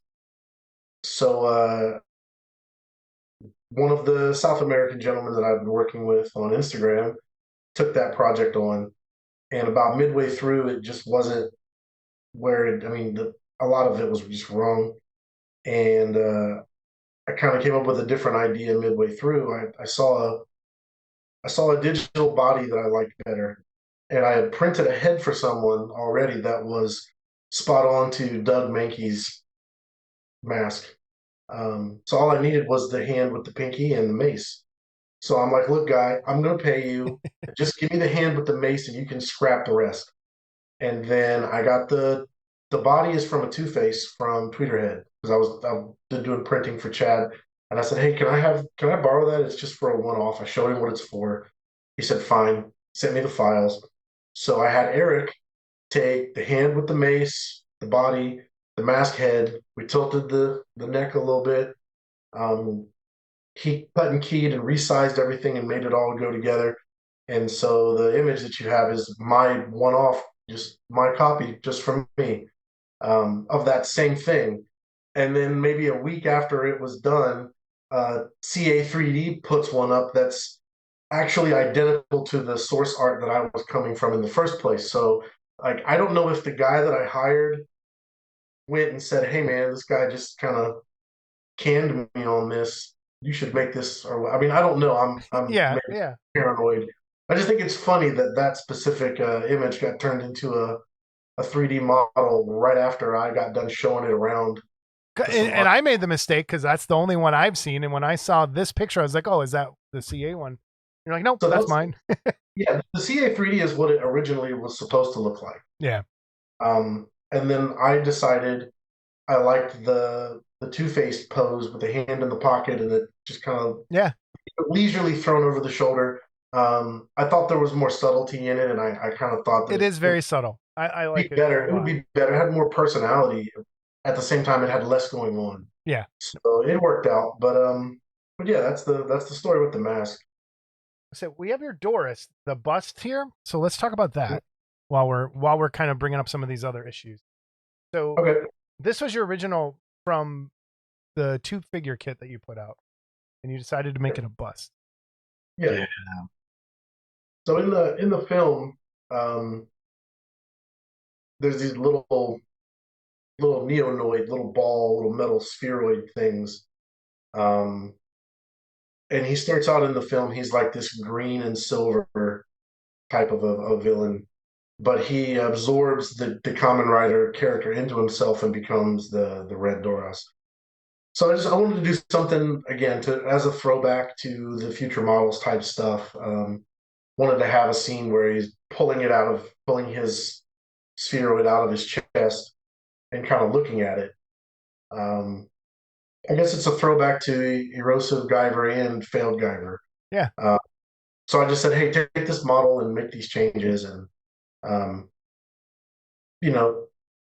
don't know. Hopefully people like it and it's fun to paint. But I just thought it was a way to take one model that kind of died out and people moved on from and say, well, let me just do it a little different. And we redid the head and the neck as well. I said, if we're going to do it, I don't want to just repose the same model and put that out. So let's just chop the head and neck off and take Which is what I was talking about earlier. Like if you were lazy, you would have took that exact same thing and just cut it at the waist, put it on a peg and put it on a base, which is what a lot of people do. And it's great to see that it was changed. Yeah, I wanted there to be a clear difference, even though the chest and the back and the arm and hand, like everything from the neck down is identical, except for the opening in the chest. But I wanted it to be cool because I thought, we also included clear green lenses for the eyes, Oh, cool. and Okay. I thought it would be cool to do like something that I don't see people do much anymore. But I can remember back in the David Fisher Model Mania days, doing like drips and drools and stretches of gooey stuff was kind of a fun trick to pull off. So I thought it would be neat to give people the option where he's holding this gooey thing in his hand and do a trail of something slimy and icky. Yeah, from the Get hole yourself from goblinshut.com some dirty down gore and some dirty down snot, and you can do exactly that. We'll be There you having that go. coming up soon. All Talk right. about that later. Yeah. So that was the idea was, there are certain techniques and things that we learn to do as modelers that only work on certain models. So it's like someone's got to put those models out so someone Yeah. makes that connection and says, "Oh, I want to light that up, or I want to make gooey, stringy stuff, or I want to do the liquid latex and pick and pull at it and make it look all, you know." Those only work on the right subject matter, and if there's none of that stuff out there, then you know. So So the that Emma was- Frost as well, Kit Bash, a digital Kit Bash. Oh, go ahead, Eric. You can. So Ed is doing his own personal line of X-Men, and we're finding models online and picking those up, and it's really not more complicated than I made a custom base that is to represent the Xavier School and the X-Men, and there's one with a slightly wider footprint, but it's basically those busts, and we're going through and we're trying to fix scaling issues and cut them all very similarly. So I'm not going to name all of them, but Emma Frost and Wolverine are two of the ones that I threw in the folder because Ed wanted to have his lineup of X-Men characters, and it's a pretty cool project. It's going to be an ongoing project. We'll probably complete sometime next year. Very cool. Yeah. I don't know this next character with the bandolier. What is? Oh, that's Bishop. I'm guessing. Yeah. Yeah. So what I've got 3 years worth of files on a hard drive, and I've got heads from different artists, of certain characters, and then there's all the stuff that's out there in the STL world. So I'm accumulating, like, just for Wolverine, like 3 different torsos, 5 different heads, plus I have a head that a certain sculptor lended me, just for my personal use. So I have access to certain files, and I'm able to Spider. mismatch those things together, and then hand it off to Eric and have it all put into one nice little piece that's just for me. And so in my personal collection, I've got some of the representations are the same ones everywhere. That Emma Frost is the same Emma that you have. Yeah. I just had him cut it and put it on the base. But there's going to be a Cyclops with a different head that no one else has, an Archangel with a head that no one has, Cyclops or Colossus that nobody has. That Bishop was a custom. I commissioned that from a sculptor as a trade. I did some print work for him, so in exchange, I had him print me a Jim Lee style Bishop. So we use that. The Gambit and the Storm that I have are from a friend of mine who, those are his personal sculpts, and he basically said, "Yeah, if you want them, I'll give you the files. You can't sell them, you can't trade them, so they stay with me." I have integrity. You send me something like that, and I'll never leak it, I'll never share it, I'll never sell it. Yeah. But at some point, I want to use it for something cool for my collection. So that's. And repeat that again. This is not something. These are not for sale. These are your digital Kit None Bashes. of this is for sale at any point.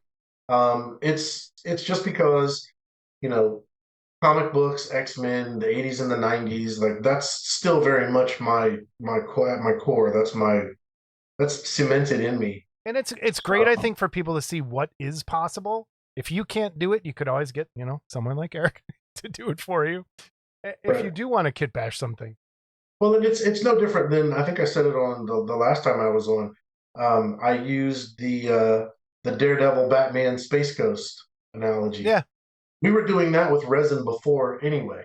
You know, you could take a Captain America and turn that into a visually similar character with some sandpaper and some aves, maybe a couple of scrap molds here and there.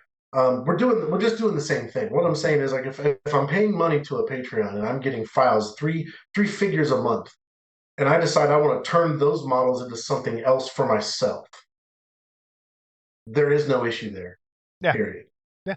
As long as I'm not turning around and selling those and you know, download after download after download of the new model and saying it's mine, that's the problem. Some, I think, even if, like, for Ina, for Diclick, she gives you the ZBrush files if you're on the if you pay enough to do the selling side of it. I think it's $30. Mhm. Along with the STLs, you get the ZBrush files, I think, sometimes for that. So she's encouraging it herself to do it and kind of change it. The Nightcrawler, what's up with the Nightcrawler real quick? I know Ed may have notes on this, but let me bring that up. So, to my recollection, Ed was basically like, this entire scene doesn't make any sense. He's got the wrong hair, and yes, we know that one of his heroes in the comic books is I forget the actor, but he's basically a swashbuckler, so a pirate character all the time. But he's like, it just doesn't really work. I want to go back to him on top of a cathedral. So the hardest part was removing the weird floppy emo hair and putting in the more representational, like, 90s hair. That was really tricky. We wanted the Banff smoke to actually look like the Banff smoke in the comic books, and we found a great cover where the Banff smoke actually is a donut because it's a portal. And we were like, oh, that's really cool. And then I was like, can we throw the spikes in? He's like, yeah, throw the spikes in. He's going to do the tail with wire. Originally, I had made a nice posed tail, but he was like, no, let me do that with wire. I'll feel more comfortable about it.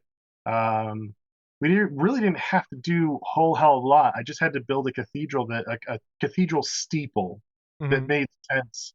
And there was a couple of arguments about bringing Aves into it, and I'm like, just let me do it. Stop talking to me, you know. It's a really fun piece to do because making him feel more like Nightcrawler, even though there's some hinkiness about the character, the sculptor made. Overall, like, making him feel more like Nightcrawler and getting him to feel more like what we want to see in that character was a lot of fun. But it's not the one I'm most proud of, but it's definitely one of the ones that was really exciting and good to do. All right, you brought this up earlier, but I'm going to show it now. You're Ren and Stimpy. Let's talk about that. Ed and I are both fans of Ren and Stimpy. He's much more of a fan than I am, but we both grew up with it. And we've been talking about doing Ren and Stimpy for a while. And it's tricky to pick just one thing, you know? And he saw this painting and he's like, can we do this? And I'm like, oh, we can do that.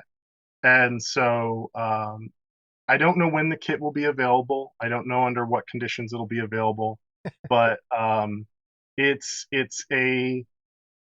is a diorama because it has that hockey stick backplate that we're going to print out a sticker for, so that it feels like the original art. And we modeled this entirely off of the original art. And I've done cartoons before, but I haven't done one in so long that I actually told somebody this is my first cartoon, which is not true.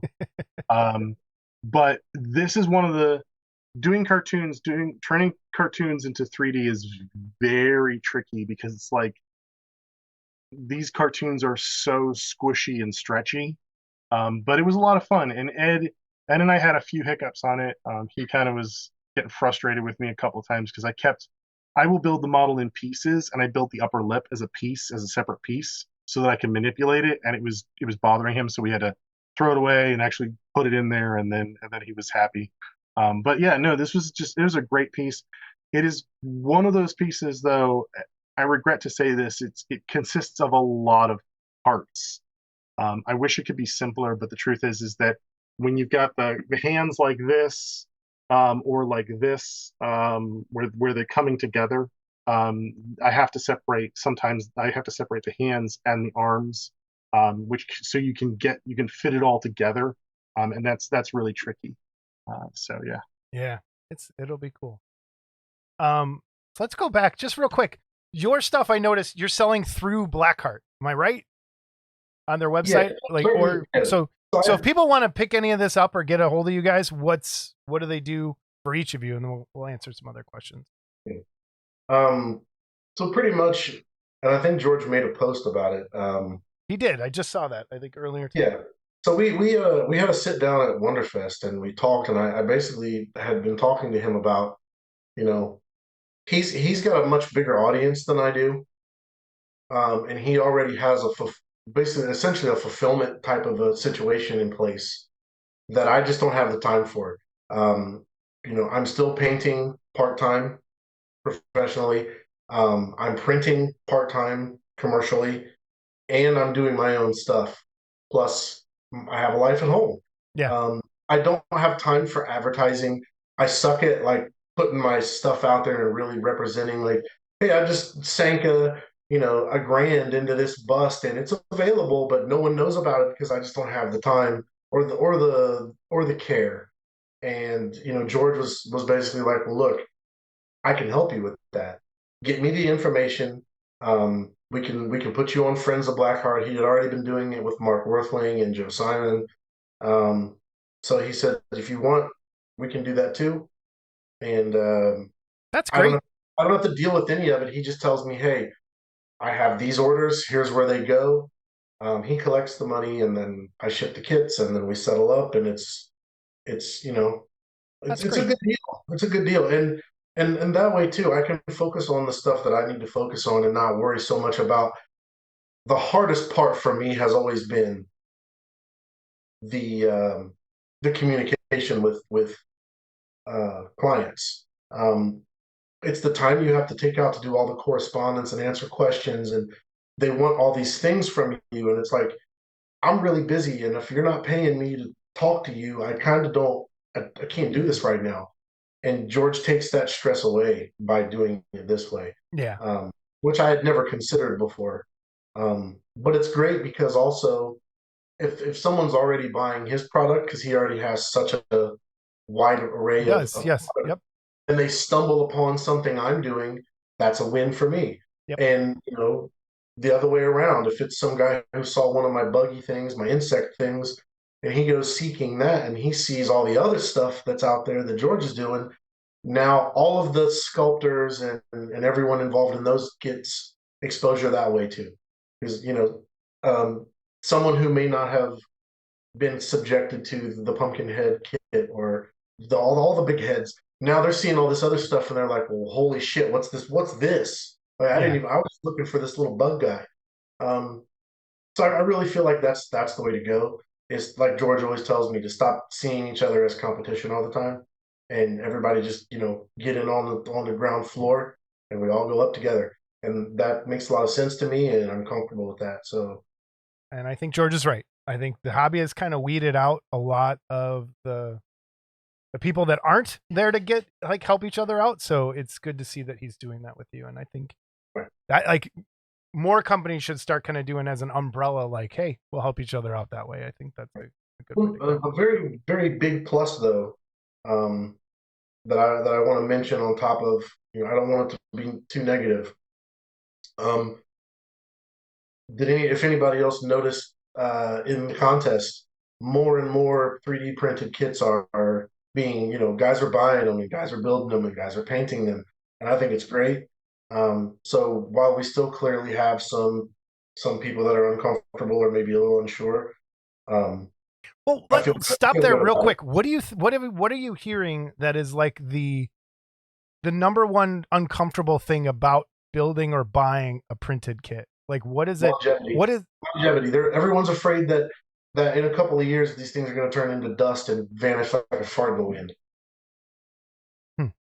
That's the number one thing I hear is, we don't know because it hasn't been around long enough. 10 years, 12 years from now, 20 years from now, is my model going to fall apart since it's hollow and it's made out of resin that we don't really know how this works. Like, does this thing just implode or does it crack and turn into nothing? And I can't answer that either. That's something that even I wonder sometimes. I'm like, is this shit really gonna just disappear? Because at least I got all my future models kits over here. At least all my Takea stuff is in resin that's not going anywhere. You know, it's gonna outlast me.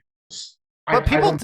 and Eric will get to you in 1 second. But people don't realize if you leave that unpainted, unprimed resin kit in the sun, Yes. it will become brittle and turn to shit. It will go just as bad as a 3D print. Like it is. People don't know that because most people. Maybe that's something that needs to be. So this resin is UV reactive. Yeah. Sunlight will continue the curing process, and your model will shrink and crack and be no good. The best thing you can do when you buy a 3D printed model, and until you get around to building and painting it, keep it in a box, keep it in a closet. You know, keep it in the dark. But it'll absorb moisture and it'll absorb sunlight. I think that's the biggest thing people need to kind of be careful of is moisture and keeping them away from water and soaking. Yeah. You can't strip them like you would normally strip a resin kit. You can't do it that way. Eric, what were you going to say? And then I'll go back real quick. Go ahead. This is one of the first pieces of resin that I ever did, and this is almost it's coming up on 10 years old. And I keep this because it's some details from a model kit that I had designed.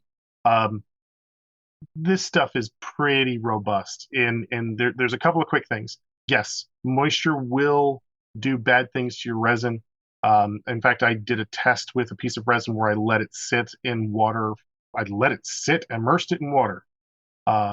In less than 2 days, it delaminated. Yeah. But if you want to take care of your stuff, it's real easy. One, you can backfill it with Foamit 10, which you can get at Smooth On, Reynolds Advanced Materials. Foamit 10 is what Uncle Rick backfills his models with. And of course, seal it or prime it. And once you do that, you're in good shape. Even when I worked in the scenic industry where we're making stuff for the theme parks, like giant statues and stuff, it's all got to be sealed. It's all made of foam and fiberglass and stuff that all of this stuff will break down under UV light. And someone who I will not mention told me that he takes his models and he puts them out in the sun all day long to cure them as the final cure. And I'm like, you're technically over curing it, and ultimately you may be shortening its shelf life. Whatever that shelf life is, 25 years, whatever. But I think people are afraid just because they don't know any better. It's chemistry. That's all we're talking about. And if you treat it well, if you treat it like ammunition, like firearm ammunition, it'll last you for as long as you want it to last. I just have some 38 special rounds sitting in my pocket all the time. Yeah, but I know you probably got in there with some the thing that takes the moisture out of the air, the little silica packets. Yeah, they're yeah. So yeah, it's here's the thing, man. If you disrespect anything that you have, like oil paintings made by the masters in the 1600s, they're not going to last forever. The Sistine Chapel, the churches, they're coming apart. If you look at like a lot of it's like to go into museum stuff, those paintings are kept in climate controlled containers. No one can touch them. No one can do anything. And you're talking about model kits, people. It's not fine art. Right. There's gonna be problems, and we'll figure them out as we go. But I think the benefits far outweigh some of the negatives to it. So we'll see how it goes. I also suspect that there's a certain amount of nostalgia because they don't understand. Like I was telling Ed today, we were talking about the hollowness thing, which is not an issue.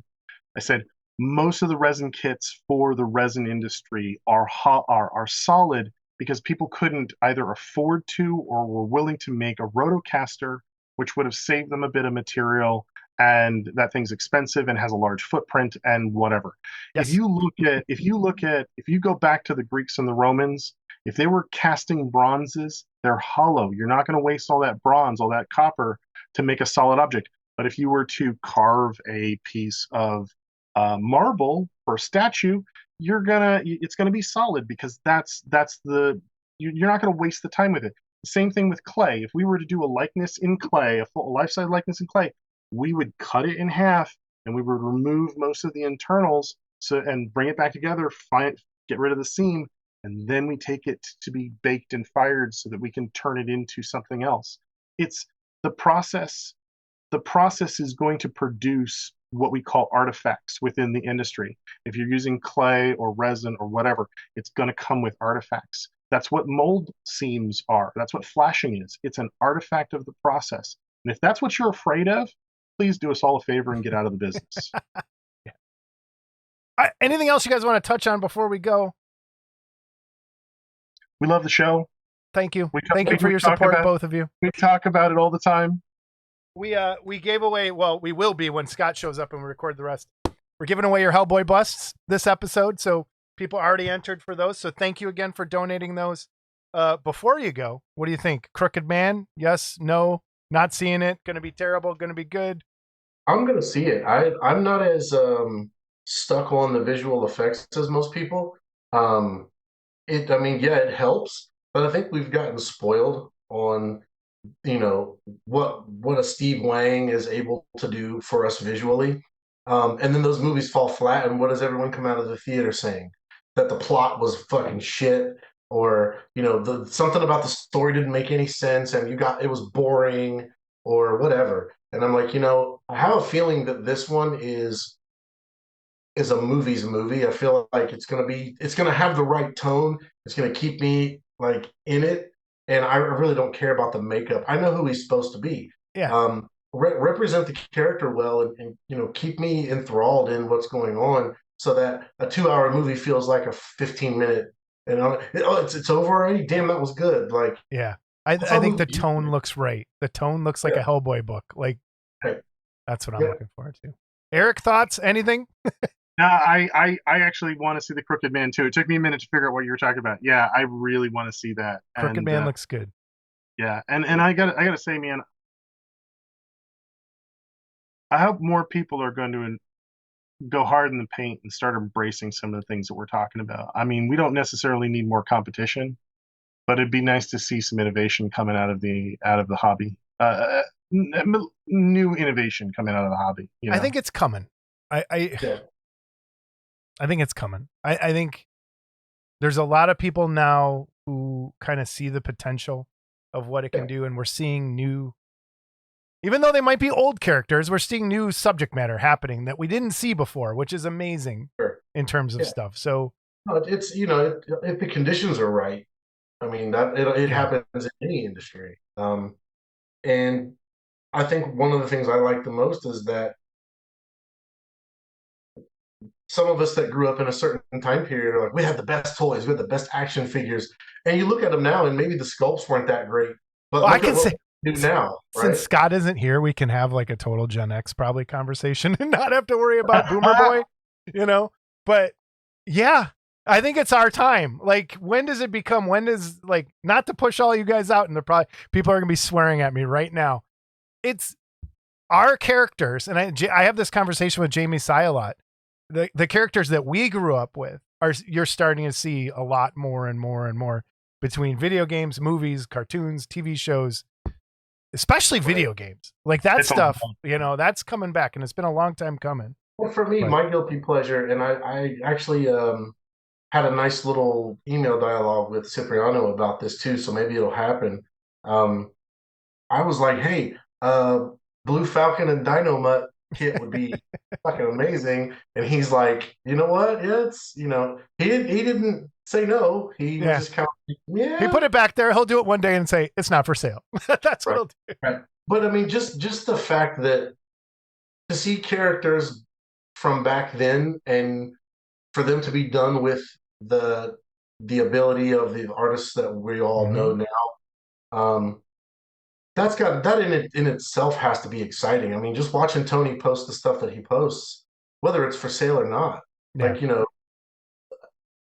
if you're an Alex Toth fan or Hanna-Barbera fan at all, and see some of the things he's been up to, it's like you can't help but say, well, I wonder what else is he gonna do? Like, you have your wish list, but even if it's not one of those, it's still fucking awesome. So And he's so fast. He has something new like every day to look at, and you're like, what the heck? Dude? yeah, the man thing for me is like Yeah. I need it, but I need it, right? Like, I don't know where I'll put it, but I want it. So Yeah. but no, I honestly, I renewed my table at Wonderfest for next year.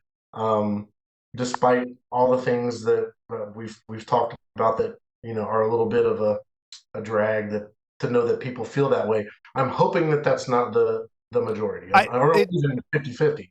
I don't think it is. I don't. And if it is, it's going to slowly change because it's going to have to out of necessity because no one's going to afford to be able to do it the way it's been done.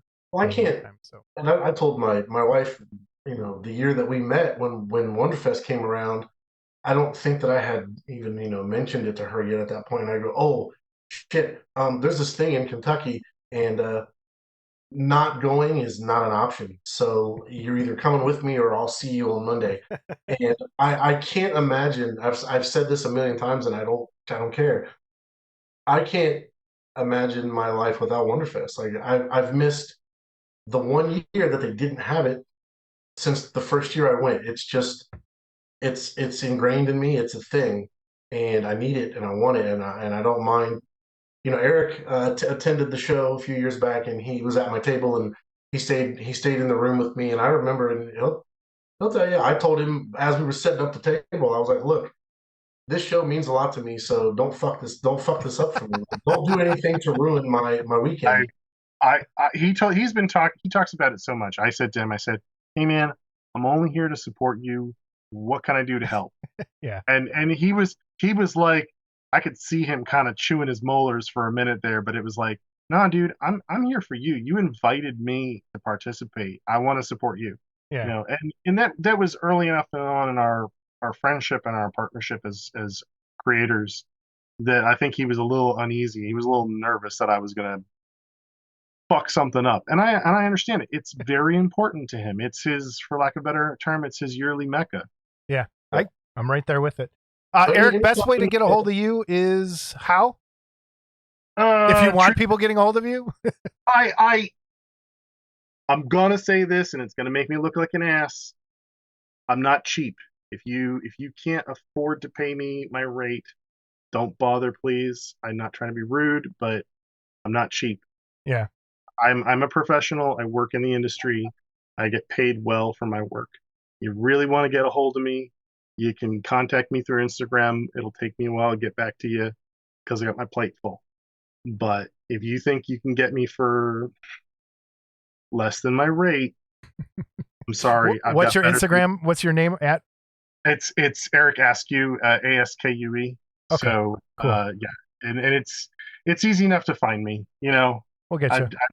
I'm around. All right, I'll give you a link for the program. Cool. Ed, what's the best place to get a hold of you? Well, I'll work for Crackers, so I'm super cheap. Yeah, you can find me on Instagram. It's at Hey Painter Guy.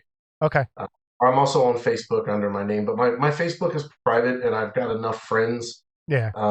So I don't think that if you do find me on Facebook, Facebook started doing that weird thing where it'll take messages from people you're not friends with and hide them from you, which is the only reason I'm even saying it like that.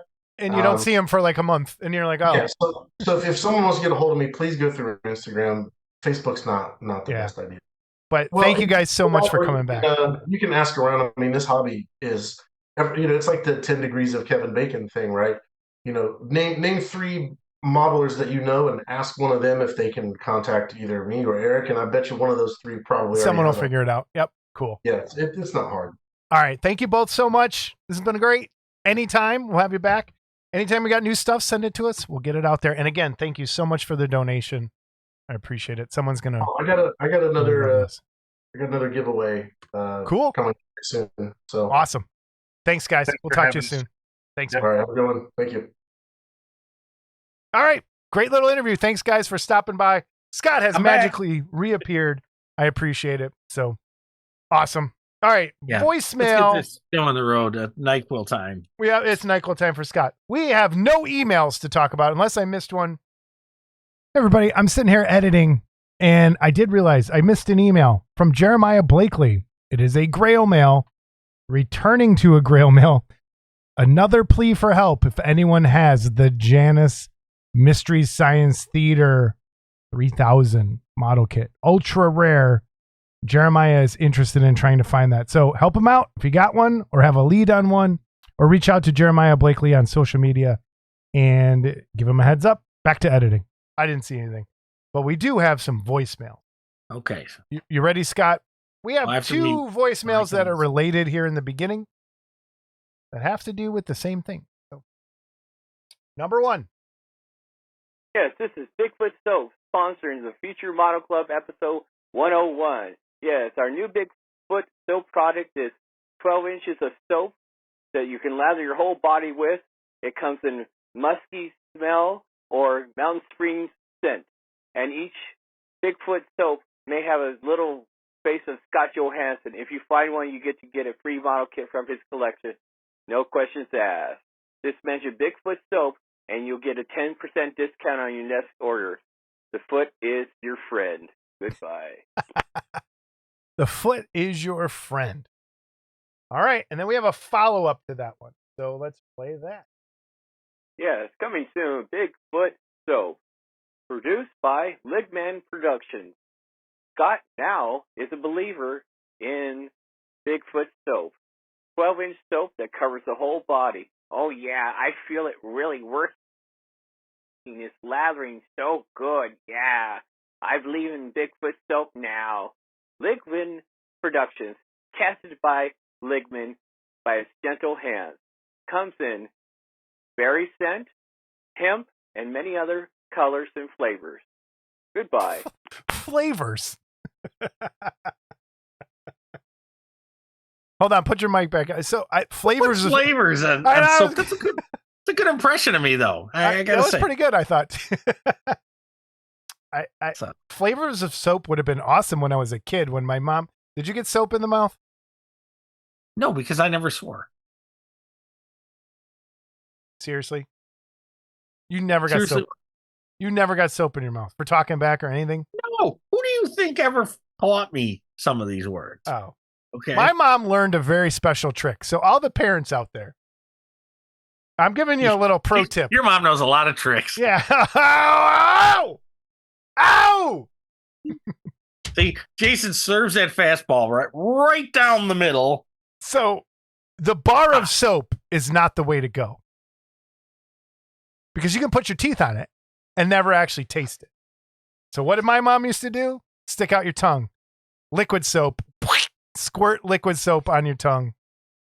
And that's the way to do it. Not the bar of soap, liquid soap. Parents, that's how you do it. All right. We have a voicemail that if you want to go to jail in today's world. Yeah, now that and the wooden spoon. Oh my God. Ugh. And the what were those? The paddle with the ball and the string on it with the rubber band? Oh yeah. Because that thing would break in like a second, and that's a weapon. Instant weapon for a mom. Instantly. Now I might have got a hit with that once or twice. Yeah. I got a shoe thrown at me once. The best I ever got was a can of lemon pledge. And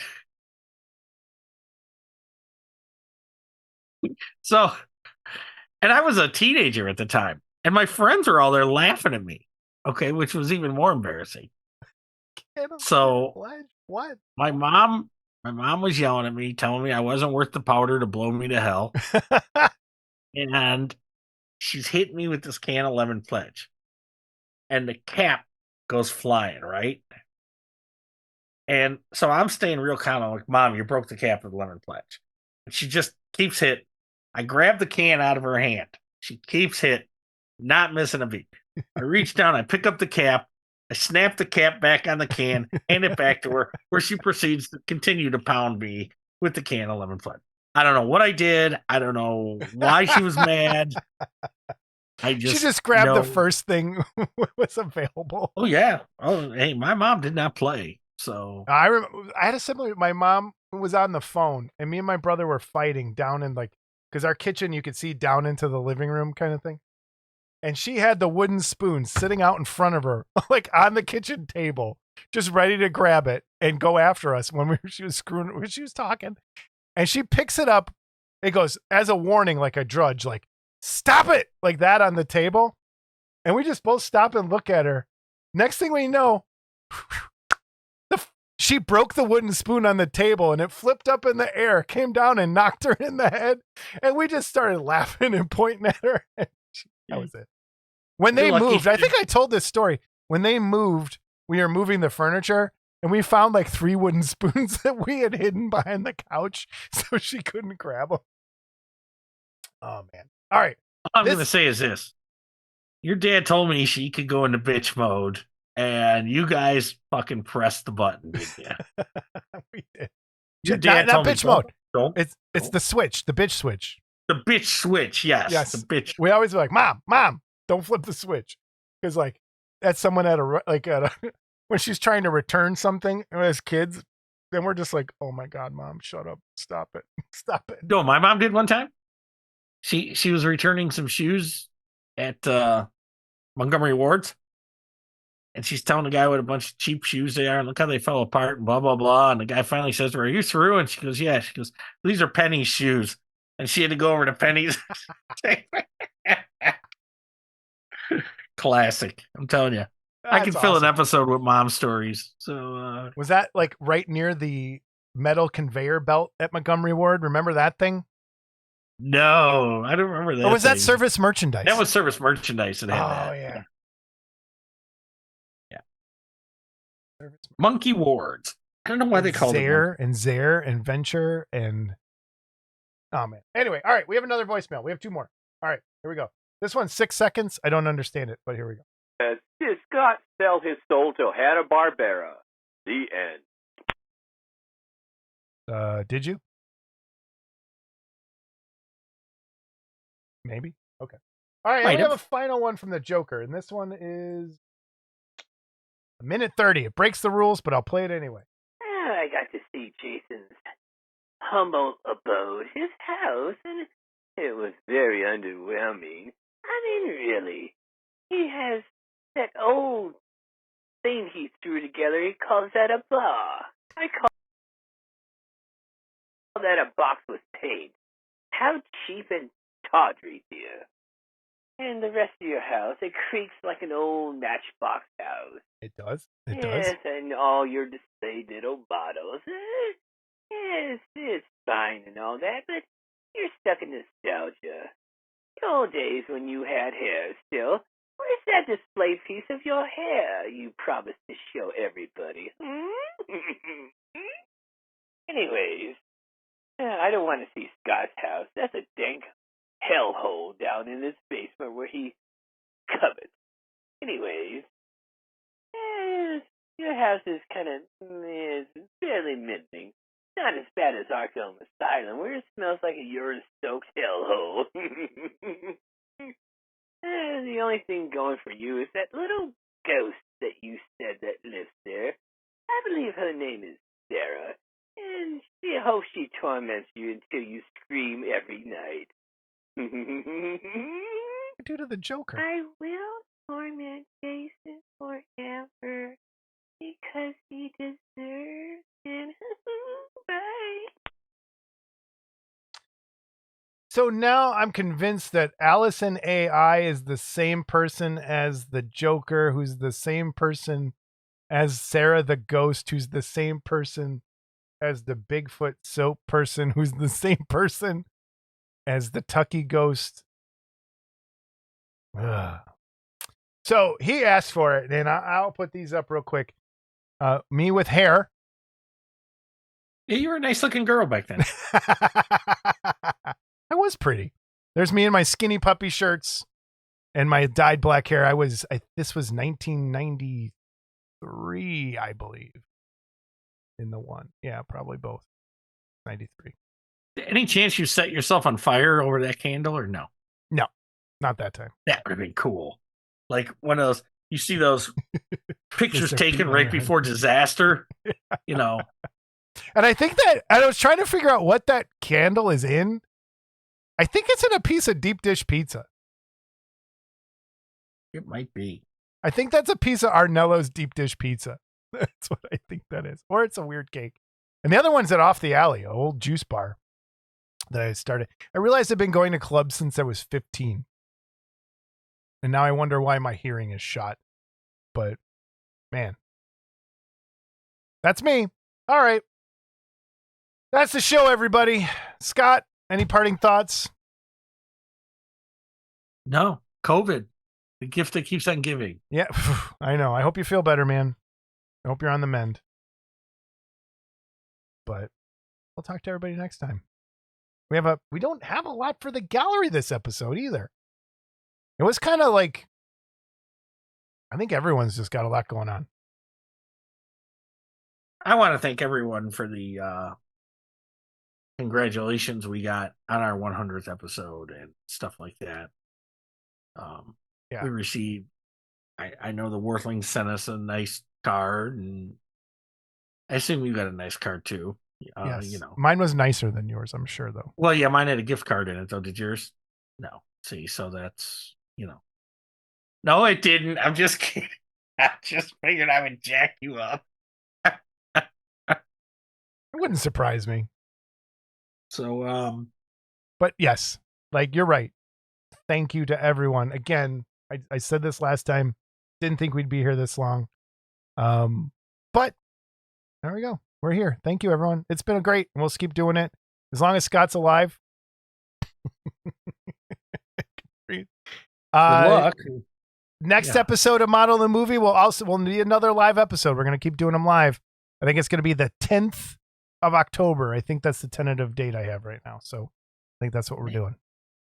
So why you don't answer my questions when I come on? It's too hard. Okay, we got to go. Goodbye. Say goodbye, Scott. Goodbye, Scott. Let's do this. Let's do some Miss America waves. Should I show my boobs? No. No.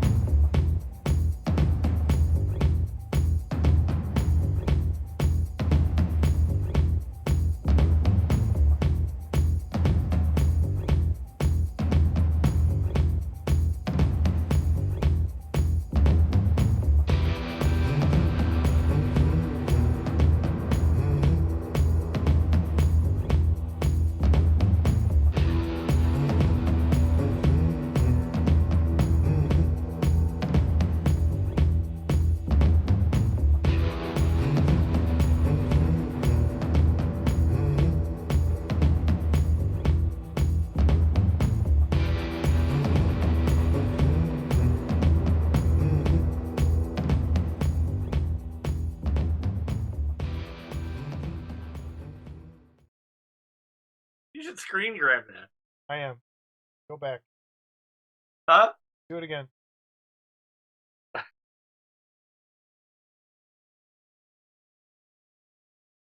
That's cracking me up. Put your hands up like you're falling. I could do this for our Halloween episode.